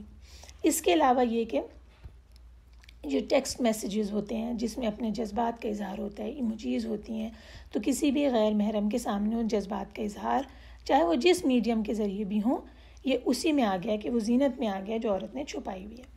اب یہاں یہ سوال ضرور پیدا ہوتا ہے کہ عورت اگر ان تمام زینتوں کا اظہار نہ کرے تو کیا وہ اپنے جذبات کو اور اپنی تمام خواہشات کا گلا گھونٹ لے؟ تو ایسا ہرگز بھی نہیں ہے. یہ تمام کیٹیگری جو بھی ہم نے بیان کی، اس کے سامنے عورت اپنی زینت کا اظہار کر سکتی ہے اور اپنی تمام تر صلاحیتوں کا اور اپنی تمام تر جذبات کا، احساسات کا اظہار کھل کے کر سکتی ہے. اور جس جگہ اللہ تعالیٰ نے اسے رکنے کا کہا ہے اس جگہ ہمیں رک جانا چاہیے، کیونکہ ہمیں اللہ تعالیٰ کی علم اور حکمت پر پورا بھروسہ ہے کہ اگر اس نے فتنے کی جگہ سے ہمیں بچایا ہے تو اس میں ضرور ہماری ہی مصلحت ہے اور ہمارے ہی لیے کوئی بہتری ہے. آیات کے اگلے مجموعے کی طرف چلتے ہیں اور اس میں ہمیں وہ مصلحت بھی پتہ چلے گی کہ کیوں اللہ تعالیٰ نے یہ احکامات دیے ہیں. اللہ تعالیٰ نے نکاح کو حلال ذریعہ قرار دیا کہ جس کے بعد شوہر اور بیوی دونوں ایک دوسرے کے ساتھ ہر قسم کے جائز جذبات کا اظہار کر سکتے ہیں. لہٰذا اس بات کو ناپسند کیا گیا ہے کہ معاشرے میں بالغ ہو جانے والے مرد اور عورتیں بن نکاح کے بیٹھے رہیں. آئیے آیات اگلے مجموعے کی طرف چلتے ہیں. بسم اللہ الرحمن الرحیم. اور تم اپنے بے نکاحوں کے نکاح کر دو اور ان کے بھی جو تمہارے غلام اور لونڈیاں نیک ہوں. اگر وہ فقیر ہوں گے تو اللہ اپنے فضل سے انہیں غنی کر دے گا اور اللہ وسعت والا خوب جاننے والا ہے. اور جو لوگ نکاح کی طاقت نہیں پاتے انہیں پاک دامن رہنا چاہیے حتیٰ کہ اللہ اپنے فضل سے انہیں غنی کر دے. اور تمہارے جو لونڈی غلام مکاتبت کرنا چاہیں اگر تمہیں ان میں سے کوئی ان میں کوئی بھلائی معلوم ہو تو تم انہیں لکھ کر دے دو، اور تم انہیں اللہ کے اس مال میں سے دو جو اس نے تمہیں دیا ہے، اور تمہاری لونڈیاں اگر پاک دامن رہنا چاہیں تو تم دنیاوی زندگی کا سامان تلاش کرنے کی خاطر انہیں بدکاری پہ مجبور نہ کرو، اور جو کوئی انہیں مجبور کرے تو بے شک ان کے مجبور کیے جانے کے بعد اللہ ان کے لیے غفور اور رحیم ہے۔ اور بلا شبہ ہم نے تمہاری طرف کھول کر بیان کرنے والی آیات نازل کی، اور کچھ حال ان لوگوں کا جو تم سے پہلے گزر چکے، اور متقین کے لیے نصیحت۔ آئیے دیکھتے ہیں کہ اس میں پہلا حکم یہ آ رہا ہے وَانکِحُوا الْأَیَامَ مِنکُم۔ اب یہاں لکھا ہے کہ ایامہ ایمن کی جمع ہے۔ ایمن ایسی عورت کو کہا جاتا ہے جس کا شوہر نہ ہو، جن میں کہ کنواری ہو سکتی ہے، یا بیوہ جس کے شوہر مر چکا ہو، یا وہ جو کہ طلاق یافتہ ہو، تینوں اس کیٹیگری میں آ جاتی ہیں۔ اور ایسے مرد کو بھی ایمن کہتے ہیں جس کی بیوی نہ ہو۔ اب آیت میں خطاب یہ ہے اور ان عبادکم و امائکم، یعنی وہ لونڈی اور وہ غلام، میل سلیوز اینڈ فیمیل سلیوز، ان میں سے جو صالحین ہوں ان کا بھی نکاح کر دو۔ تشریح میں یہاں یہ بات لکھی گئی ہے کہ آزاد انسانوں کے معاملے میں نکاح کرنے کی ذمہ داری اسی آزاد شخص کی ہوتی ہے، لہٰذا دوسرا کوئی شخص صرف اسے مشورہ دے سکتا ہے، تعاون دے سکتا ہے وغیرہ۔ لیکن جو غلام اور لونڈی ہیں ان کا نکاح کرنے کی ذمہ داری پوری کی پوری ان کے مالک پر آتی ہے۔ تو ان لونڈی اور غلاموں کے لیے یہ بات آ رہی ہے کہ ان کی صالحیت کو چیک کر کے پھر ان کا نکاح کر دیا جائے۔ رول یہ تھا کہ مالک، آئیے یہاں اسی موقع پر ایک نکتہ ہم بہت اہم جو ہے وہ سمجھ لیتے ہیں۔ جب کوئی مالک اپنی لونڈی کا نکاح کسی شخص کے ساتھ کر دیا کرتا تو اس کے بعد وہ مالک اس کے ساتھ کسی قسم کا سیکشول ریلیشن شپ قائم نہیں رکھ سکتا تھا، یہ حق اس کے اوپر سے ختم ہو جاتا۔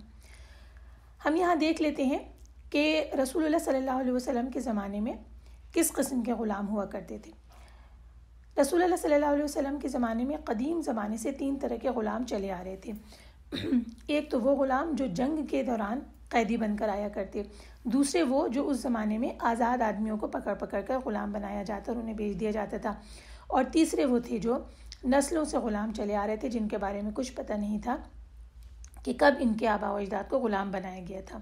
یہ تینوں قسموں کے جو غلام تھے یہ عرب میں موجود تھے۔ اچھا، اسلام کے آنے کے بعد آئندہ کے غلامی کے مسئلے کو حل کرنے کے لیے اسلام نے کیا طریقہ اختیار کیا، آئیے اس کو دیکھتے ہیں۔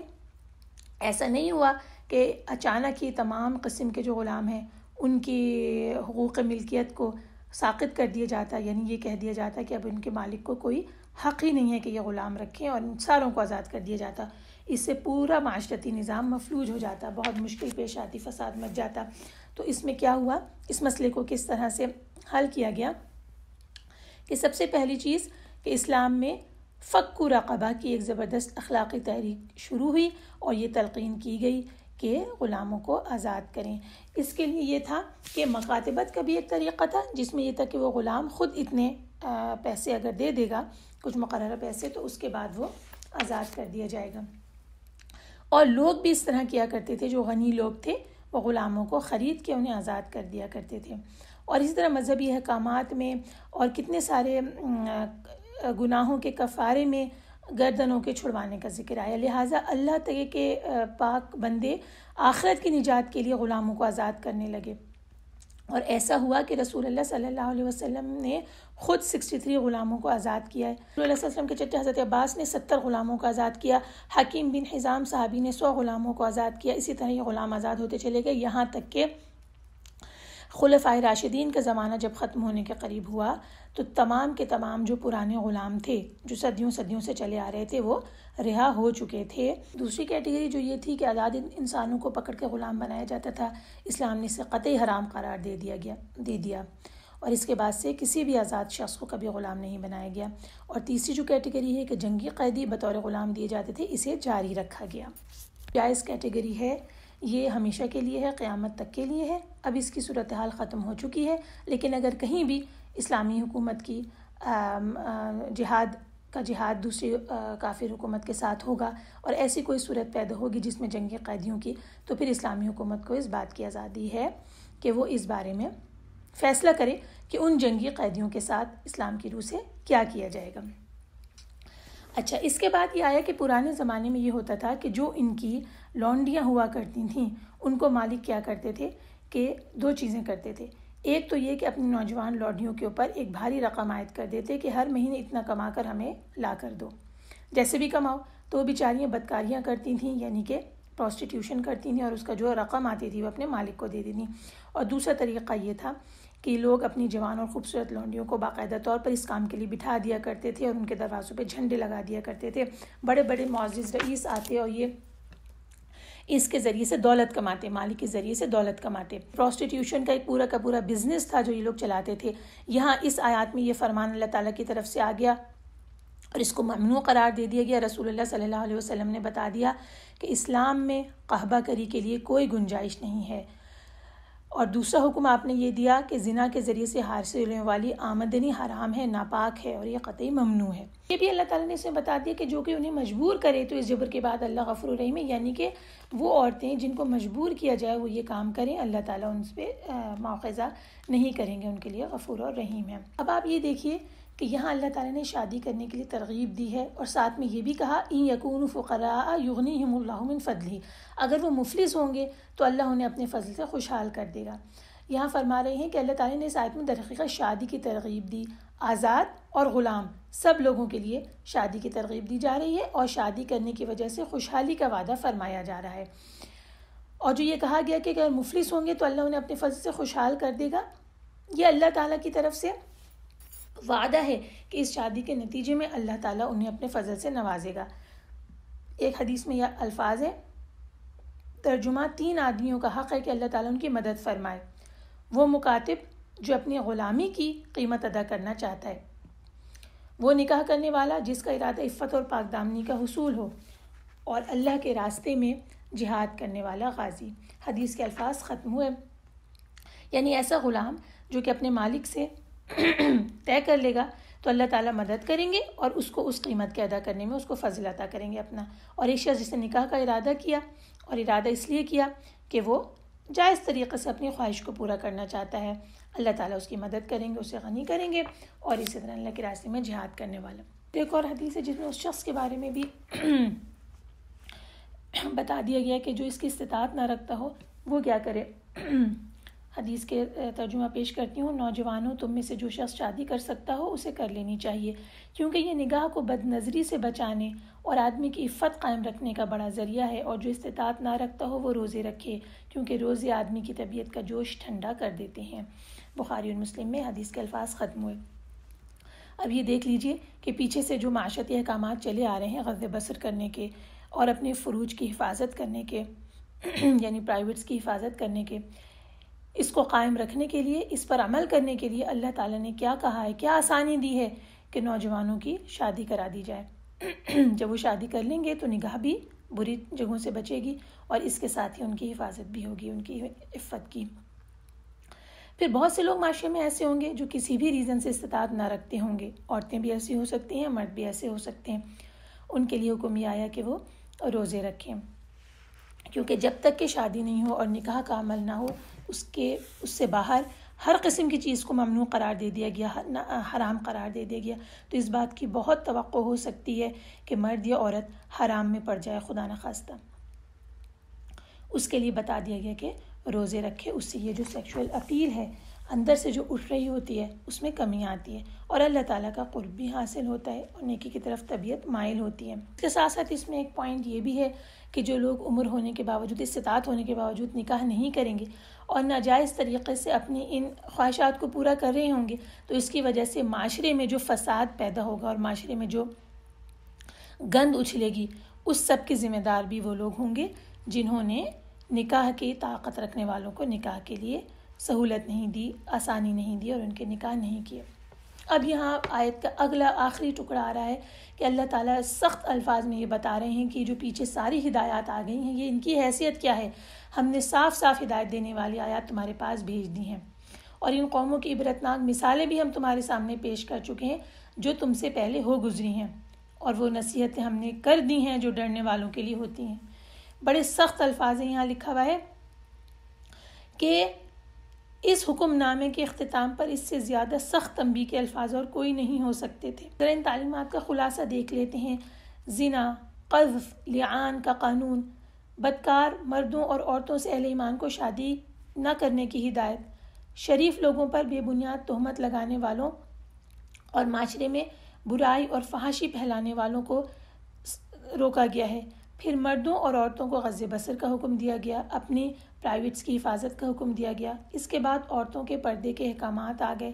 پھر یہ بتا دیا گیا کہ شادی کے قابل لوگوں کو کیا نکاح کر دیا جائے۔ پھر یہ بتایا گیا کہ غلاموں کی آزادی کے لیے مکاتبت کر لو اور انہیں آزاد کر دو، اور یا پھر ان کے نکاح کر دو، اور معاشرے کو قہبہ گری کی لعنت سے پاک کرنے کا حکم دیا گیا، یعنی پروسٹیٹیوشن کو ممنوع کر دیا گیا۔ یہ سارے بڑے بڑے احکامات دینے کے بعد اللہ تعالیٰ نے ایک ڈانٹ پلا دی ہے، اور وہ یہ ہے کہ اگر اس کے بعد بھی تم لوگ پرانی قوموں کا سا انجام دیکھنا چاہتے ہو جن کی عبرتناک مثالیں خود قرآن تمہارے سامنے پیش کر رہا ہے، تو اب یہ تمہاری مرضی ہے۔ اللہ تعالیٰ نے تو صاف صاف ہدایات دے دی اور نصیحت بھی کر دی ہے جو ڈرنے والوں کے لیے ہوتی ہے۔ اب یہ متقین کا کام ہے کہ وہ ڈرتے ہوئے ان نصیحتوں کے اوپر عمل کریں۔ اللہ پاک سے دعا ہے کہ اللہ تعالیٰ ہم سب کو اس پہ عمل کی توفیق عطا فرمائے۔ آیات کے اگلے مجموعے کی طرف چلتی ہیں جو 35 سے 40 تک ہے۔ اللہ آسمان و زمین کا نور ہے، اس کے نور کی مثال یوں ہے جیسے ایک طاق ہو جس میں چراغ ہو، چراغ ایک شیشے کے قندیل میں ہو، شیشہ جیسے چمکتا ستارہ ہو۔ وہ چراغ ایک مبارک درخت زیتون کے تیل سے جلایا جاتا ہو جو نہ شرقی ہو نہ غربی، یوں لگے جیسے اس کا تیل خود بخود سلگ اٹھے گا اگرچہ اسے آگ نے مس نہ کیا ہو۔ وہ نور علی نور ہے۔ اللہ اپنے نور کی طرف ہدایت دیتا ہے جسے چاہے، اور اللہ لوگوں کے لیے مثالیں بیان کرتا ہے، اور اللہ ہر چیز کو خوب جانتا ہے۔ یہ چراغ اور قندیلیں ان گھروں میں ہیں جن کی بابت اللہ نے حکم دیا ہے کہ ان کو بلند کیا جائے اور ان میں اللہ کا نام ذکر کیا جائے، اور وہ وہاں صبح و شام اس کی تسبیح کرتے ہیں۔ وہ لوگ جنہیں تجارت اور خرید و فروخت اللہ کے ذکر اور نماز قائم کرنے اور زکوٰۃ دینے سے غافل نہیں کرتی، وہ اس دن سے ڈرتے ہیں جس میں دل اور آنکھیں الٹ جائیں گے۔ وہ یہ کام کرتے ہیں تاکہ اللہ انہیں ان کے اعمال کی بہترین جزا دے اور انہیں اپنے فضل سے زیادہ دے، اور اللہ جسے چاہے بے حساب رزق دیتا ہے۔ اور جن لوگوں نے کفر کیا ان کے اعمال چٹیل میدان میں سراب جیسے ہیں، پیاسا اس کو پانی سمجھتا رہا حتیٰ کہ جب وہ اس کے پاس پہنچا تو اس نے وہاں کچھ بھی نہ پایا اور اللہ کو اپنے پاس پایا۔ پھر اللہ نے اس کا حساب پورا چکا دیا، اور اللہ جلد حساب لینے والا ہے۔ یا کافروں کے اعمال گہرے سمندر میں اندھیروں کی طرح ہیں جسے ایک موج ڈھانپتی ہو، اس کے اوپر ایک اور موج ہو، اس کے اوپر بادل ہو، غرض اوپر تلے اندھیرے ہی اندھیرے ہوں۔ جب وہ اپنا ہاتھ نکالے تو لگتا نہیں کہ اسے دیکھ سکے، اور جس کے لیے اللہ نے نور نہیں بنایا تو اس کے لیے کہیں بھی کوئی نور نہیں ہے۔ آیت نمبر 40 تک کا ترجمہ میں نے آپ کے سامنے پیش کیا ہے، اور یہ قرآن کا وہ مقام ہے جو آیات المتشابہات کی بہترین مثال ہے۔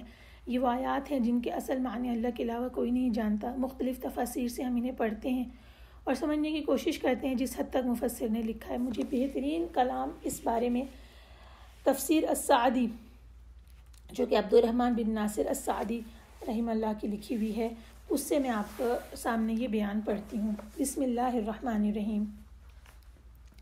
اللہ آسمان و زمین کا نور ہے۔ اس کے بارے میں لکھتے ہیں کہ اللہ تعالیٰ بذات خود نور ہے، اس کا حجاب نور ہے، اگر وہ اس حجاب کو ہٹا دے تو اس کے چہرہ مبارک کے انوار و جلال حد نگاہ تک تمام مخلوق کو جلا کر راکھ کر دیں۔ اس کے نور سے عرش، کرسی، سورج، چاند اور جنت منور ہیں۔ اور معنوی نور، اس کے معنوی نور کیا ہے؟ معنوی نور اللہ تعالیٰ کی کتاب نور ہے، اس کی شریعت نور ہے، ایمان نور ہے، اللہ تعالیٰ کے رسولوں اور اس کے مومنوں کے دلوں میں جو معرفت الہی ہے وہ نور کی مثال ہے۔ اگر اللہ تعالیٰ کا نور نہ ہو تو گمراہیوں کے گھٹا ٹوپ اندھیرے چھا جائیں، لہٰذا ہر وہ مقام جہاں اللہ تعالیٰ کا نور نہیں ہے وہ اندھیروں میں ڈوب جاتا ہے۔ اب اللہ تعالیٰ نے مثال دی ہے، مثل نورہ کمشکات فیہا مصباح، کہہ رہے ہیں کہ اس کے نور کی مثال، یعنی اب اس نور کی مثال لی جا رہی ہے جو معنوی نور ہے، اللہ تعالیٰ نے جو بخشا ہے لوگوں کو، اس نور کی مثال کیسی ہے؟ وہ نور جس کی طرف اللہ تعالیٰ رہنمائی فرماتے ہیں، اہل ایمان کے دلوں میں جاگزین کر دیتے ہیں، اس نور کی مثال ہے کمشکات، ایک طاق کی مانند ہے۔ طاق وہ چیز ہوتی ہے جو پرانے زمانے میں دیوار میں بنایا جاتا تھا اور جس کے اندر لیمپ رکھ دیا جاتا تھا، تو اس طاق کی طرح ہے۔ فیہا مصباح، اس میں چراغ رکھا ہوا ہے، یعنی وہ لیمپ رکھا ہوا ہے جس چراغ وہ طاق اس چراغ کی روشنی کو جمع کر دیتا ہے، اسے بکھرنے نہیں دیتا۔ چراغ ایک فانوس میں ہے اور وہ فانوس ایسا ہے جیسے چمکتا ہوا ستارہ۔ یہ تمام کی تمام روشنی بڑھانے کی چیزیں بتائی جا رہی ہیں کہ روشنی کس طریقے سے ان کی بڑھ رہی ہے۔ اور اس کے بعد یہ جس سے جلایا جا رہا ہے وہ کون سا تیل ہے؟ زیتون کا تیل اس کو جلا رہا ہے۔ زیتون کا تیل کون سا ہے؟ اس زیتون کا جو کہ نہ شرقی ہے نہ غربی ہے۔ اس کا معنی کیا ہے کہ جب نہ شرقی ہے نہ غربی تو یہ پودا زمین کے درمیان میں اگا ہوا ہے۔ جیسے ملک شام کا زیتون، اس کو صبح اور شام سورج کی روشنی حاصل ہوتی ہے اور اس وجہ سے وہ بہت عمدہ ہوتا ہے، اس کا تیل انتہائی صاف ہوتا ہے۔ لہٰذا اس تیل سے یہ بھڑک رہا ہے اور ایسا کہ آپ ہی آپ بھڑک جائے، چاہے اس کو آگ نہ چھوئے۔ جب آگ اس کو لگے گی تو بہت زیادہ روشنی ہوگی اور آگ نہ بھی لگے تب بھی یہ اتنا روشن ہو۔ اس کو اللہ تعالیٰ نے مثال دی کہ روشنی پر روشنی، نور علی نور۔ اب آپ سمجھ لیجئے، یہاں لکھا ہوا ہے کہ یہ مثال جو اللہ نے بیان فرمائی ہے یہ مومن کے احوال ہیں۔ اب آپ ذرا سا یہاں جہاں پہ چراغ ہے اس جگہ کے اوپر مومن کا قلب، اس کا دل لے لیجئے کہ مومن کا دل اللہ کے نور سے منور ہے۔ اس کی وجہ یہ ہے کہ اللہ تعالیٰ نے اسے فطرت پر پیدا کیا تھا۔ وہ زیتون کے پاک صاف تیل کی مانند ہے اس کا دل۔ پھر اس کی اس فطرت کے اوپر جب علم اور ایمان پہنچا تو یہ نور اس کے قلب میں روشن ہوتا چلا گیا۔ جیسے آگ چراغ کی بتی کو روشن کر دیتی ہے، اس طرح سے یہ نور اور یہ قرآن اور یہ علم مومن کے دل کو روشن کر دیتا ہے۔ پھر جب قلب میں ایمان چلا جاتا ہے، روشنی آ جاتی ہے، تو پھر تمام گندگیوں سے وہ پاک ہو جاتا ہے، وہ اس نور سے جگمگا اٹھتا ہے اور یہ قلب کی جو صفائی ہے یہ اس موتی کی طرح چمکتے ہوئے فانوس کی مانند ہے۔ وہ جو شیشے کا فانوس تھا جو بالکل صاف ستھرا تھا، کوئی اس میں امپیورٹی نہیں تھی، اس طرح مومن کا دل پاک ہوتا ہے۔ لہٰذا قلب میں ایک تو فطرت کا نور آیا، پھر ایمان کا نور آیا، علم کا نور آیا، اللہ تعالیٰ کی معرفت کا نور آیا۔ یہ تمام اسباب جمع ہو گئے اور قلب پہ روشنی پر روشنی بڑھتی چلی گئی۔